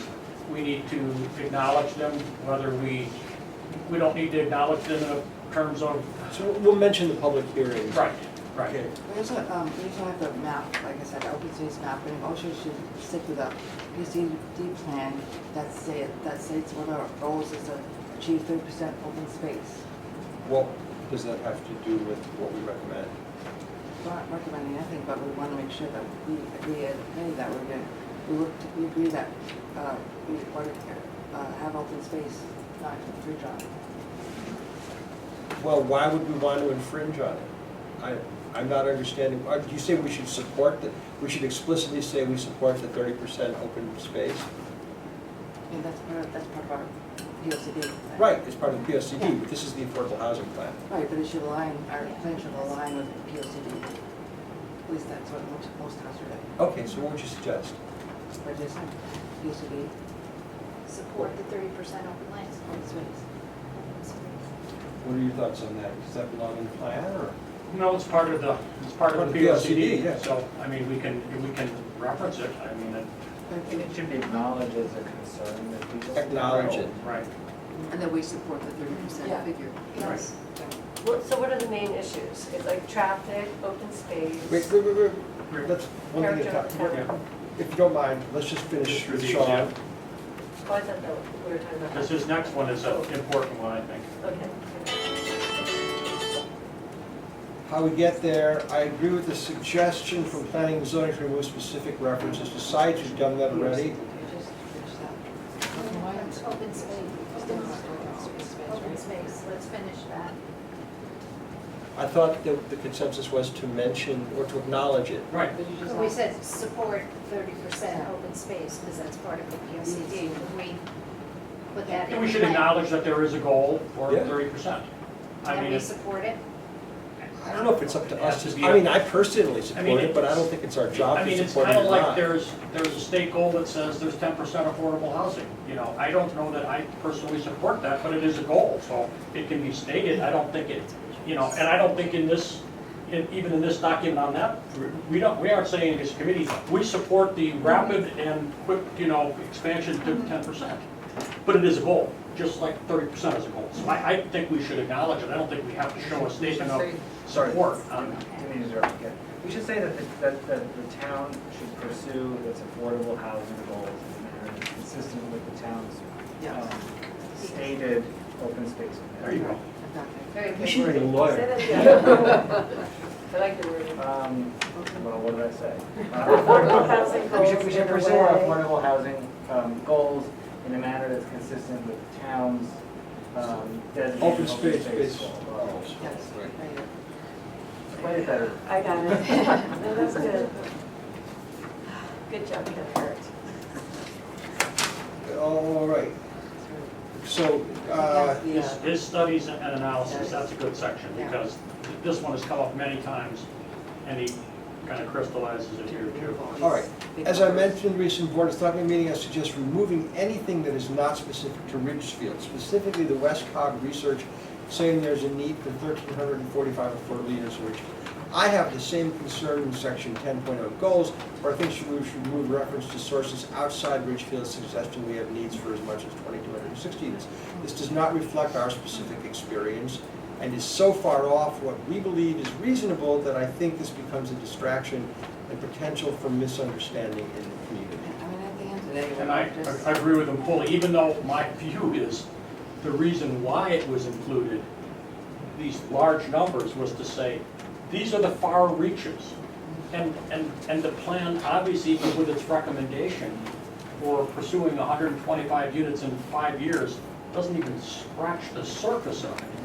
But having said that, there are many people that read this and say the plan is suggesting that we move towards 2,260 or 1,345. Right. And it's a distraction, and we should take it out. What if we took a, I think we would be failing to do our work if we didn't acknowledge that there were a lot of serious studies that called for a large volume of Well, housing. those- I'm fine taking out the But numbers. those aren't right. Okay, well, but, Yes, they're about and some of that might be in the Westcott plan, right? Actually, the New Canaan's Westcog Annex plan specifically talks about, they actually do reference this, that those theoretical numbers that are out there. And, you know, but in the same way that we did, said that Well, that's not realistic. at a minimum, if there are large theoretical numbers, that's what we should refer to them as, to imply we're giving credibility to a number like 2,260. Because that's not our But I intention. think having the numbers there, but maybe framing it differently, or making it clear that these are. Or just make that it's a lot, up to several thousand units, I think we can say. I've never paid. Or something that says, well in excess, It's in there. well in excess. Make it socioeconomic diversity. Right. If you get into the racial, then you have to, my concern is that, there are poor white people, and you're gonna say, well, if you're a certain race, then you don't. Well, that's what the word economic is for. So, So racial just shouldn't be in there. why? Because it doesn't matter. It's based on money. This is about Housing and money has nothing to do with. Are we race blind? I guess it's. They're not racial, I vote, through the state West California Finance says there's socioeconomic patterns that lead to diversity.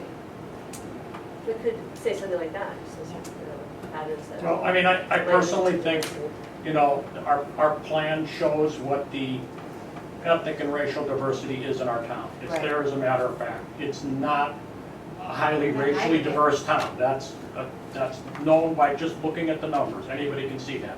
I don't know, I'm not sure that in the Westcott data, it probably compares it to the statewide averages. You can see we're painfully low. So I think focusing on the socioeconomic side of it, like John suggests, puts the right focus on, and I don't think we need to go deeply down the path of implying that this plan will somehow miraculously, change the diversity if we only accept this plan. Well, but that's not what this is about yet. This is about core values, right? So it should be more aspirational. So it's looking at the facts and it's saying, and the plans and saying, what are our values and how do we apply them to the plan? So it's necessarily going to be full. Well, I guess I'd leave it, because I don't know that we gotta leave it up to, a few of you to kind of come up with a new wording, but I think Sean said it well, that we need to focus more on the socioeconomic and less on racial diversity, and I think that's a good direction. Now, that doesn't mean that you absolutely take out a statement relative to racial diversity, but I would just heed that, message when you think about how you would rewrite that section, and we'll talk about it the next time. Well, it's a slippery slope too, tying racial diversity to socioeconomic diversity. That's a slippery slope. We don't want to make that generalization. Right. It's And we are. It's a fact. But I mean, clearly, But I think in Ridgefield, a lot of our population that is non-white is quite prosperous. Very much so. Yes. I can show you probably like 95% of the tenants in affordable housing are white. So, Yes, there's a lot. Well, Yeah. I mean, again, I don't think we're gonna get an absolute You can't solution just- tonight. yeah. I would Yeah. just ask you to listen to what, Yeah. what Sean Well, suggested. can I make one other suggestion? What if we change it to increasing the socioeconomic, to take out the racial there, but add, since this is a value statement, where people of all races And and are backgrounds. feel welcomed, or feel, That's, how about if adding something like that? So it's changing it to changing the atmosphere as opposed to But at least we're you We leave with did this. that, decreasing but it. we I like did that. that. We did that with complete It's community. another way of saying complete community without saying that, Then right? are we taking one out? Taking yeah, but complete I mean, community even and the that? notion of complete community, I know it has a definition behind it. I don't read it with this, I think it's pretty vague. specific, Community. definition behind it. I know it probably has one, right? But A welcoming community. I think we could just keep it at that. Keep that and just stay away from anything racial. I just don't think it's in the plan. Other thoughts? Well, I think it should be in there in terms of where everyone feels welcome, that it's part of our values. Of course. Yeah, I like that idea. Right, but not Okay. about increasing it. So it's in there, but it's more of a, right. right. You kind of came at it the right way. Yeah, but, okay. I'm Give fine it with a try. I mean, look, Well, I we'll get a think chance to talk about it that's again. the way to do it. I think to just, to call out economic diversity without acknowledging that many of the problems we have are because of racial exclusion would be remiss, but I think what Cheryl suggested gets to that. But, We have and racial I don't disputes. disagree, but the reason that the reason that there's exclusion in this town is because of the fact that it's not affordable. To a lot of people. Right. Okay. we need to stick with the Ridgefield. How will we get there? I agree with suggestions from planning and zoning to remove specific references He to agrees sites. with We've done everything they that. said, we've already gone through. Adaptive reuse, it's the same thing. Yeah. All right. So then we had Maureen. So to our point that we just talked about, we're running our regional plan on a state plan. And your points are targeted to work to a state level plan. Right? We're running a Ridgefield plan. Right, just to make sure. So Maureen, her comments were she likes the Westcog toolkit and the comparison with all the Fairfield towns as a metric to see where Ridgefield is in the picture of affordable housing. See appendix. All right. I'm concerned with the specificity. She was the only one who could say that, by the way. I really admired that. I feel the survey reference in the plan is a very small segment of the Ridgefield population. I believe it was only 900 people. It was 900 households, which is 10%. Which, It's the same thing, isn't it? No. Household people. Weren't people No. talking about putting Households it, have 3 people including it more? or I thought the whole Deborah's point earlier was that she wanted to include it in the core, not in the appendix, and now we're saying take it out completely. Well, Even if you Right. doubled it, 2 adults per household, But I'm saying, are we saying? Still not a lot. but I look at it this way, I don't think we're misrepresenting that survey. We're saying it's a survey of this, it's 900 Right. people, and here's what the sentiments were. And they were, pretty broad-based Is it in terms people of or where they were. I don't, yeah. Households. It's no different than bringing up public It's comment, household. that it wasn't representative, I mean, yeah, it's a it's small not number. suggesting, But it's not it's real suggesting comments that, that people make. Right. So whether they make it in public comment, or they made it in the surveys, or they made it in an email, right, it's all public comment, so we should all go together. Right, so we'll So include we're that here, assuming but we'll that put the it in household- context. put in context, we can. One person per household, is that what you're saying? Maybe they sat down side by side, but one of the things said only one response per household. Okay, so it's 900 people. So the plan should not include the fair share numbers, we've already gone Those through are that. out. I'm concerned there may be unintended consequences to P and Z proposals that have not been fully vetted. I'm sorry, Well, can but you back they- up, we have- Dave? Oh, well, The fair but- share but- numbers are out, or they're just reframed? I don't think she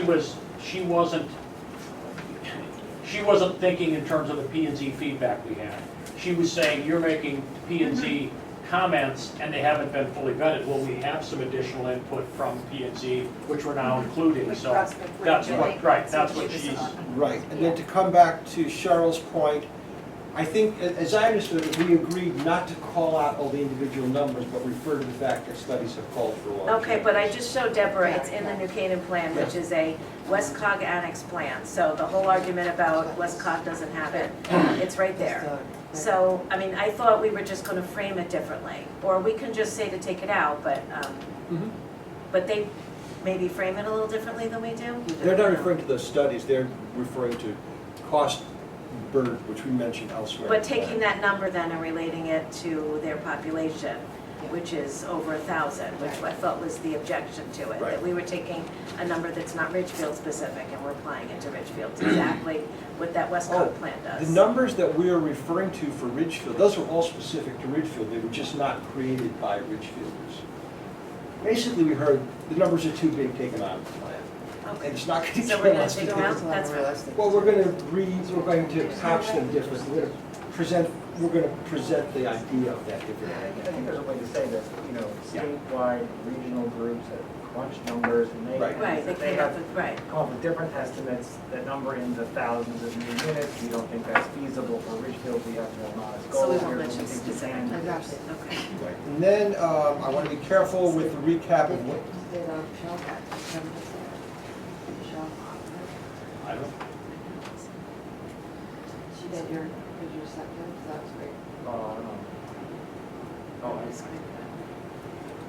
number 6, I want to be careful with any recap of wait lists for affordable housing in Ridgefield, as these seem to be constantly in flux, and I think we mentioned that, and contain duplication of applicants. We can mention. And the wait do we, lists are I mean, we've heard that a number of times before. There are wait lists, there are certainly many, many months, sometimes even years in the future. How important is it that we name specific numbers? Right. I guess is what I would say, because it's just, it's kind of a trap, because I'm sure there's duplication Well, there, I know there is, right? We know there are more people waiting than there are units, Right. maybe we can say it that way. But if that's what the number is, why would we not say? Because it was the number at a very precise Right. point in time, Yeah, and changed. that this week it's different, and 3 weeks from now it'll be different again, and the point is, there are substantial wait lists for all of our Ridgefield affordable, It's just saying, Ridgefield There are housing wait lists. properties. change wait lists. But they don't say it's like they change on an ongoing basis. No, we said, in our plan, we said that the numbers change a lot, but we gave the numbers at that point in time. Why would we not? Why? Because it's meaningful to know that there are, 43 people on a waiting list for 34 apartments. What if we specifically add that we acknowledge that there's overlap, because that's not in there right now, that some of these numbers are overlap across lists? Okay, so can it be like that, People except might you not just have- use. That's one way to address it. I just think that the numbers are very large, to your point. There's 43 waiting for 34 or whatever, and if it's 20 waiting for 34, it's too many. So I think that the answer is there are substantial number, there's substantially long waiting In lists. some areas. I can see us presenting the plan and people saying, well, you say they're substantial, how substantial are they? You're asking us to take your word Well, for maybe it. Well, let's that move might it be to different. an Wait, appendix wait, then. for So example- let's have it as appended date as whatever it was at the point in Next time. week, it's gonna change next month. The wait list for, It just, Could get higher. the wait list for 34 units at Concord Housing. How about then if we do it in terms of time? But that moves too, you get a whole bunch of people signing up and, So would you say there's a long waiting list? at least. so that there's a waiting list that substantially exceeds the supply. Yeah. So,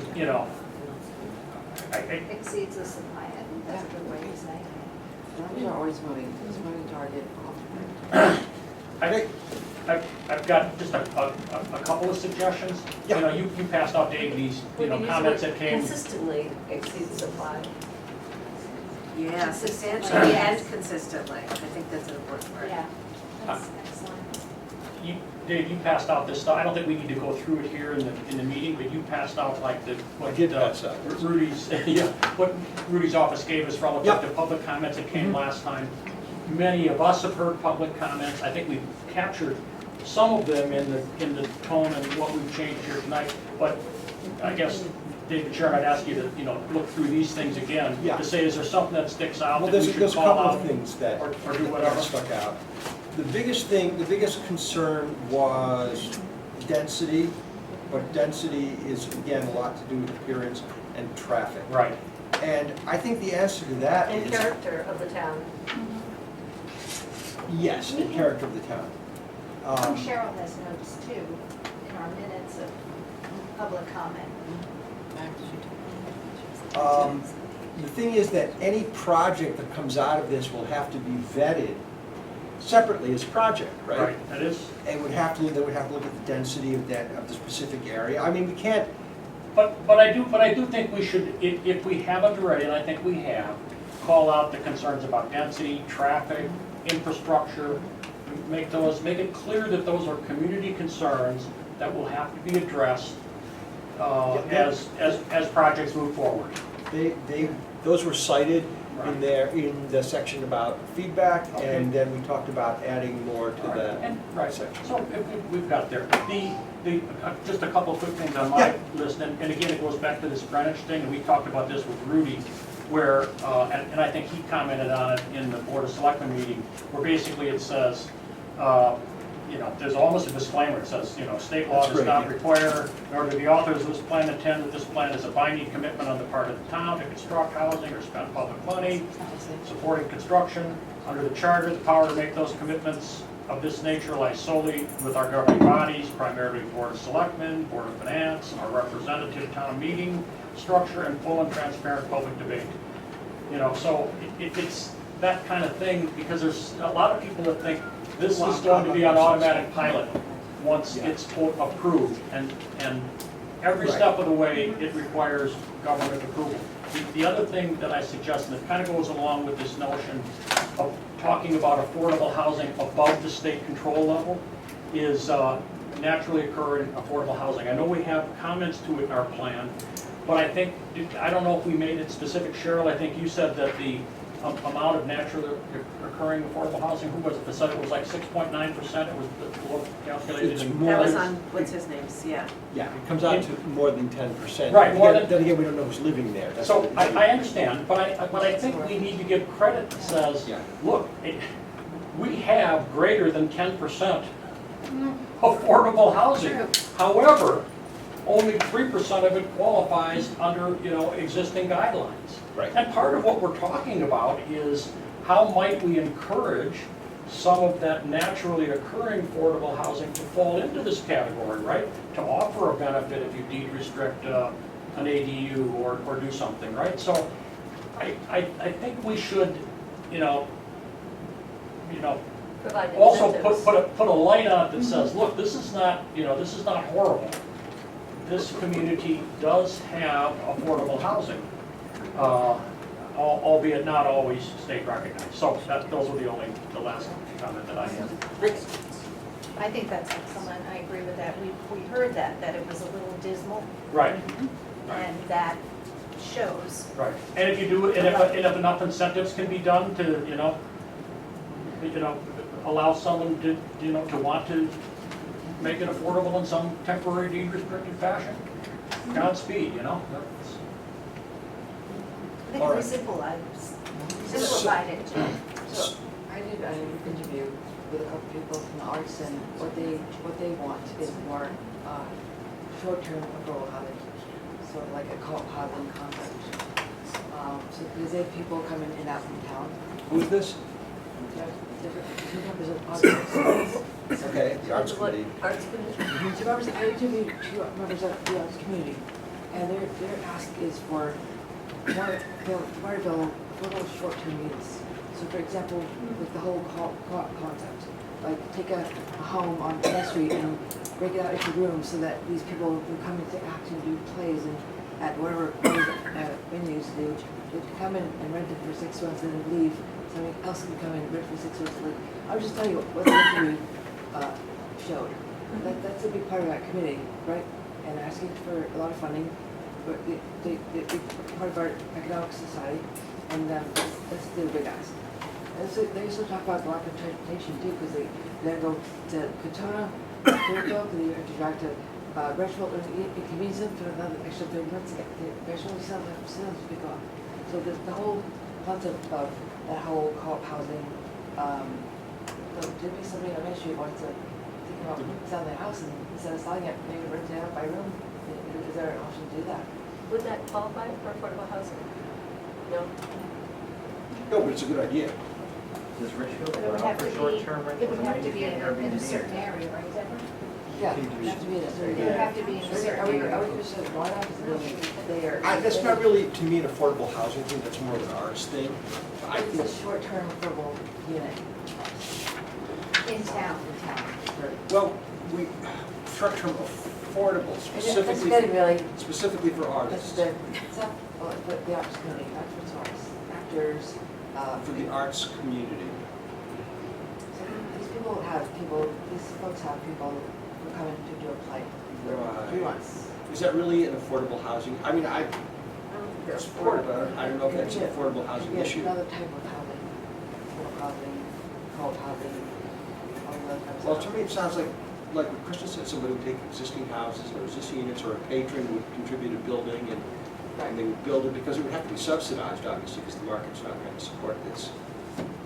Steve Zemo has, in his building, he has not affordable, they are short-term furnished rentals. Right. And they're pleasant, but they're certainly not luxurious, and they're $3,000 a month. They're very expensive. Right, In fact, they're well more than that, I think now. But I guess I'm just saying, like, a lot of the plan, I think that was hard to, but it talks a lot about lighting rooms as a big Right. need. That's something you definitely don't do here, but it's becoming a big need in cities, towns, people who can afford to buy a house, can afford to buy a home. Maybe today, I don't know how we go down that avenue without it Yeah, seeming I- pretty far removed. I think it's- If the Arts Council or whatever wanted to make a proposal and they had a mission statement that does it, then I think our supporting it would be fine. I don't know that we have the mandate to lead with. No, but it's something that, further down the line, as a committee, it's something we could. Right. We talk to the arts. I want to, if Well, it's there okay, is- if. Oh, Bob, with sorry, go the ahead. affordable dwelling units, kind of we also have apartments in people's homes, that people can have an apartment in their home, but we don't seem to mention the apartments. in people's homes. ADUs? No, ADUs are separate, they're affordable Oh, you dwelling mean units, room- which are separate from room apartments in accessory. people's homes. Accessory dwelling. Apartments in someone's home. I don't know. You're talking about people renting rooms? No, accessory apartments in their house. I don't see anything in our report. about Yeah, we have a accessory. lot about accessory apartments in this plan. Oh, I thought ADU, but not accessory. ADU is an accessory apartment. Well, yeah. ADU is a dwelling An unit, accessory dwelling unit. but it's separate and freestanding. Not No, necessarily. doesn't have to be. No. The zoning, Can at be. least in. In Ridgefield, it's very That's what I specific. The think. ADU can be attached or detached. All right, so we have a few minutes left. We'll go to 9:15. So Wait, Any- one other thing, what about transportation? we said we're going to include that, but Okay, but just a general statement then, okay. Yeah, this is, Okay. we don't have anything Okay. else left to do this Got it, evening. okay. We got this, we got this stuff. Okay, and then for the next meeting, I'll send out another doodle poll, because we're gonna probably have to do this, we'll have to figure out when to get this done. Okay, This is what, is part of their, what's our plan. Other areas have much more transportation than we do. Therefore, we need to rely on a regional approach to increase our transportation need. So, Rancho, for example, we need to make that, we can't have like 4 trains leaving a day one way, 4 trains come back. right, again. so we're going to start from scratch, because there's nothing in here about transportation now, so we'll do that, and then That's the really. committee will have a chance to That's comment on it. Ridgfield. Yeah, this is Ridgfield, I got That's last week, I got the time, so. Please send that to me if you can. Okay. All right, It's Ridgfield And- specific. anybody in the audience like to make public comment? Sir? John Tortaglia, 638 Danbury Road. Just commenting on your plan as it exists, not as you're discussing tonight, because I don't know what that's going to be written up as, so there's no point in examining what you might do in writing. Anybody here on this board, or can you all agree on this committee, can you all tell me if you have an agreement on the terms compassion, equity, and diversity? If you don't, why would you use the terms they're not necessary to the purpose? Why would you bring up the term diversity, which is a subject of a great deal of litigation, especially in the area of education, now going to be subject to a Supreme Court ruling in maybe 6 months or a year? Why would you use those terms when they're not necessary to the function of your work?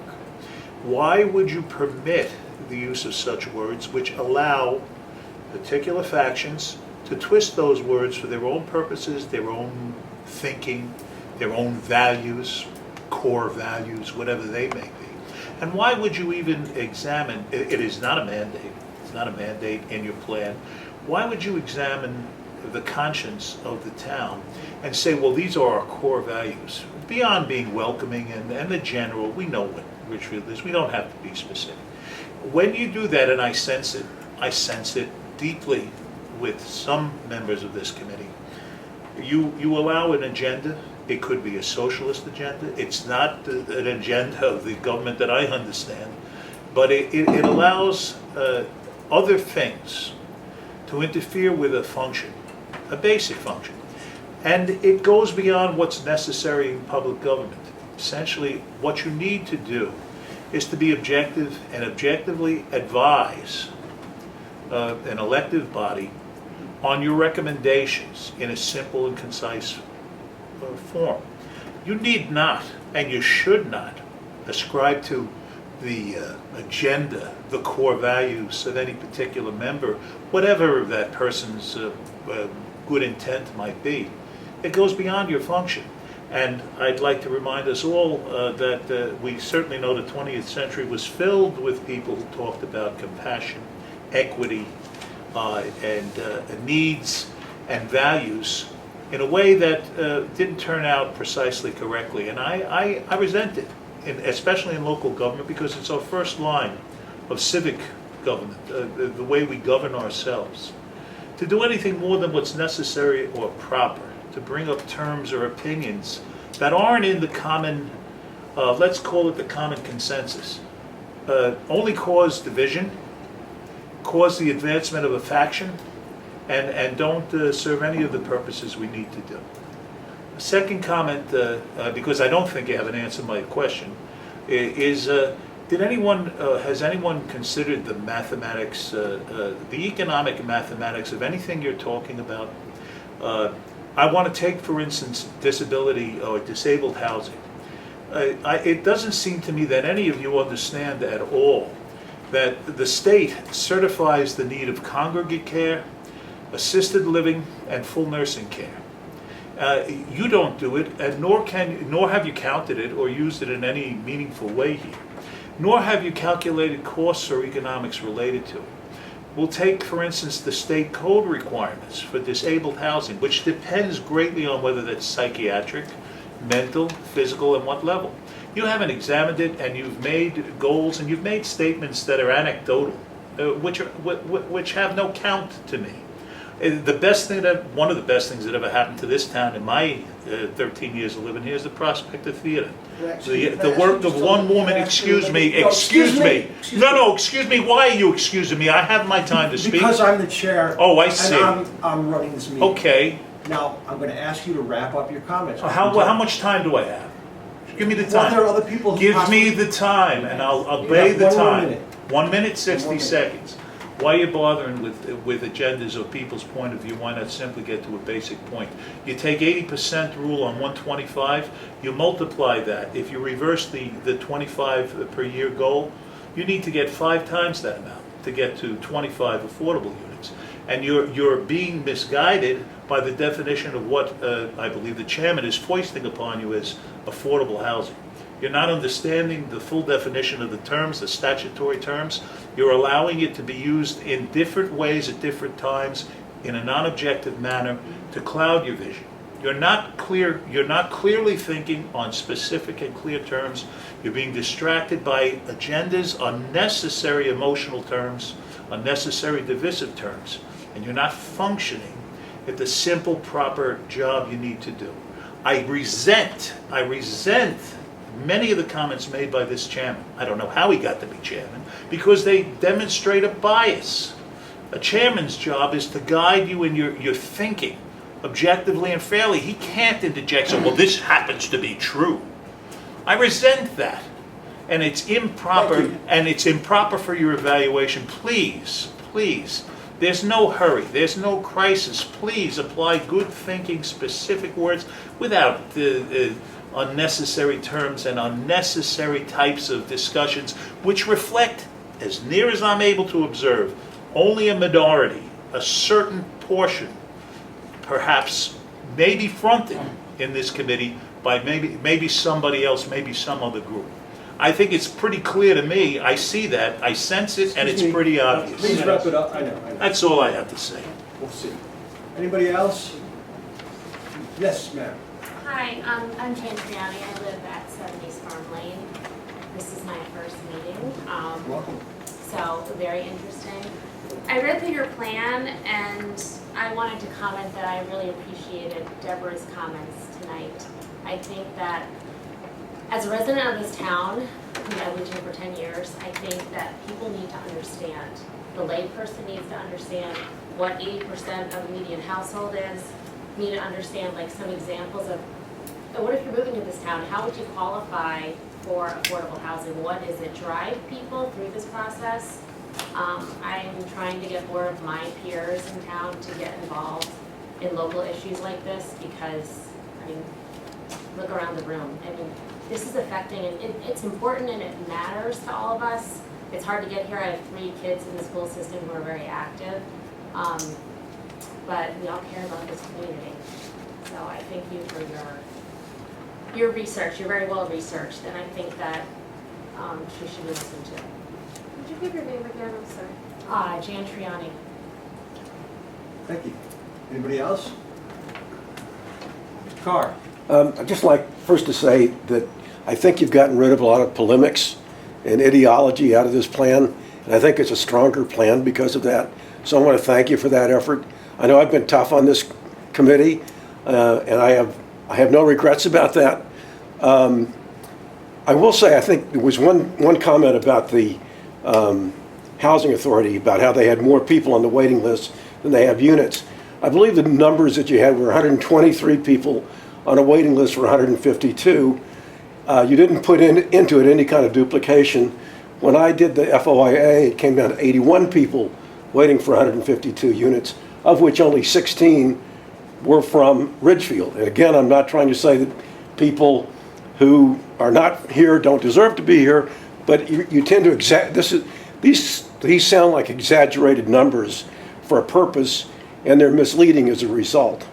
So I think that's important. The final thing is, can you give us some idea when you might complete this plan? When you might have a section 12 with some words in it or with some actions in it? Because, as I said the other night, that's sort of a blank check. And I know you say you're going to go back and take all the things from the other part of it and put it in there, but until you do that, you don't have a complete plan. Well, they'll vote on a complete plan. Our goal is to get probably within 2 weeks a revised plan. It will have a section 12? Yeah. So we're going to, so there's going to be a revision of the plan, Dave, and then, like you said, we're going to meet again, at least one more time, prior to providing something back to the Board of Selectmen, right? Right. And then They want it for their meeting on the 15th. And that might be, That'd be a little ambitious. that might be a little ambitious. And I think Rudy said it, like, look, there's no hard deadline on this. We're trying to get it done as expeditiously as we can, mainly because there's just no sense in letting it drag on forever. But I don't think there's, I also, Dave, I don't believe, if we can't make a 15th date, then we shouldn't try to arbitrarily make a 15th date. And I don't think Rudy or any of the selectmen would want us to try to push to a date just to make a date. We still have to do a public input, correct? No, No? No. it's done. Next, oh, yes, there's more. Yes, hi there. My name is Christine Moore, and I live on Scott Ridge Road here in town. I want to thank you for this robust discussion. I really do appreciate being a part, or listening to it, and I appreciate all of the comments. Deborah, I appreciate everything you brought to the table. It was very helpful. And I just wanted to make 2 comments based on your discussion, if that's okay. So now that you're prioritizing using the use of existing structures as the first option, will the Prospect Ridge be on hold until you get the results of the inventory of adaptive reuse structures? We don't know what, if anything, we will need. So that's my first question. Will the Prospect Ridge be on hold? No, that study was interrupted while we finished completing the plan, Okay. and until the committee decides otherwise, we would then pick up the pursuit of studying Prospect Ridge.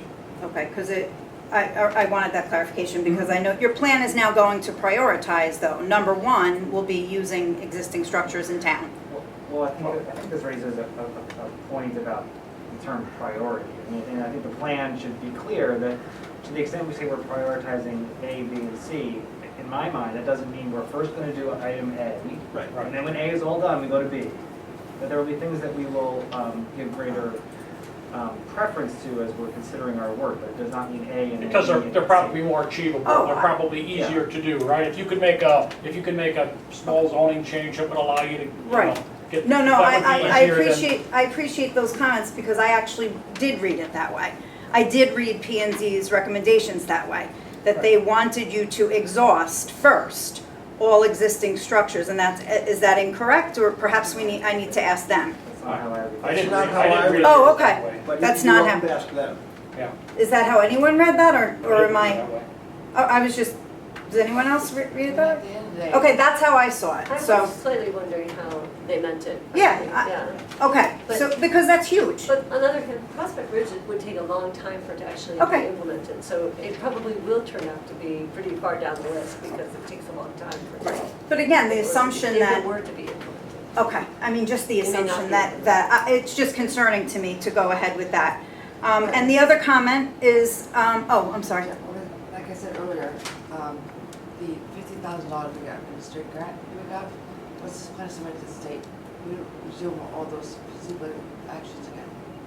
So all those feasibility studies that were interrupted by the plan was submitted to the planning board of committee to put forward on the feasibility study. So just once it's submitted, and regardless of what's said here, Mhm. that's still going to continue, right? Unless we Yes. vote not to. Right, so I guess that would be up to the So that's committee. what I'm trying to- Okay, that's the clarification I wanted, and I'm sorry, I just had one other comment I wanted to say. The discussion that you had about race and racial diversity, I feel very strongly that should not be in the plan. This is not about race. And saying that shows bias and a lot of subjectivity. And, quite frankly, a lot of the town, we were talking about that whole desegregate Connecticut. And that's not our plan. That's Hartford's plan. And I know Dave has said many times this is Ridgefield's plan. And I don't think you should have anything to do with race in this plan. So hopefully that will be removed. Thank you. Anybody else? Just to address your final comment, Chrissy. Mm-hmm. If you look at the Westcott toolkit, there's several references and resources they refer to that are part of Desegregate Connecticut OCA, Mhm.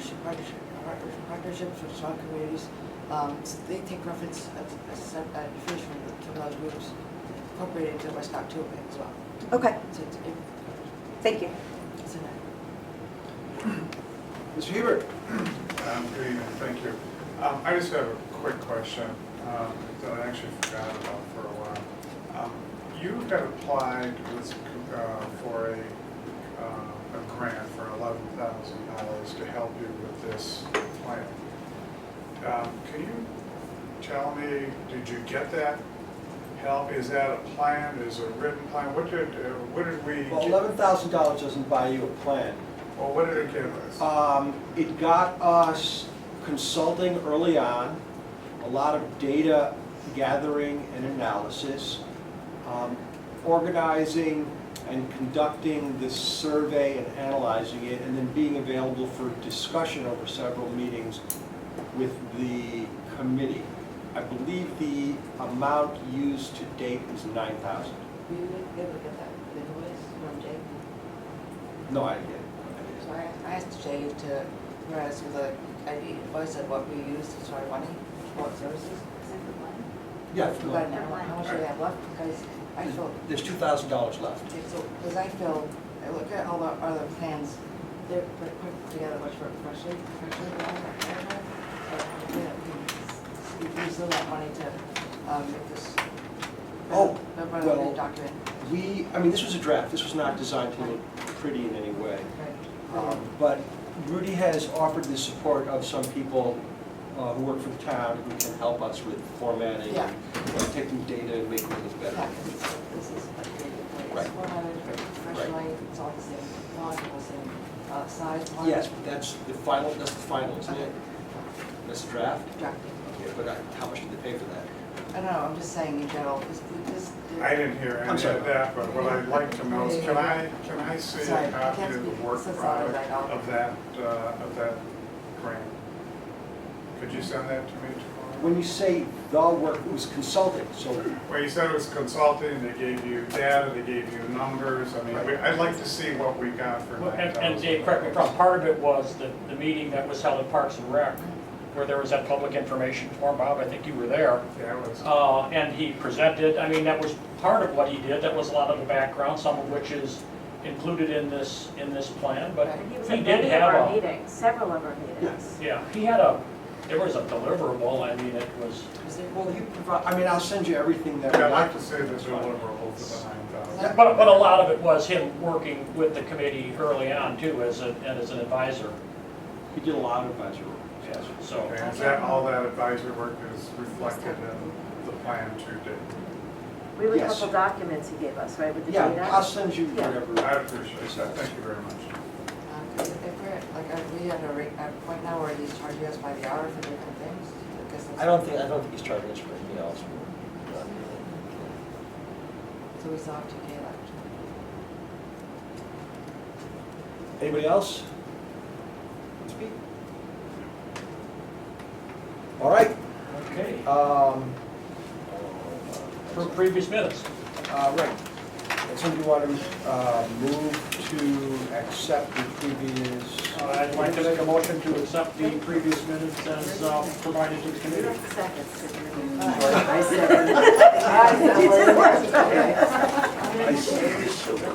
Okay. Oh, is it?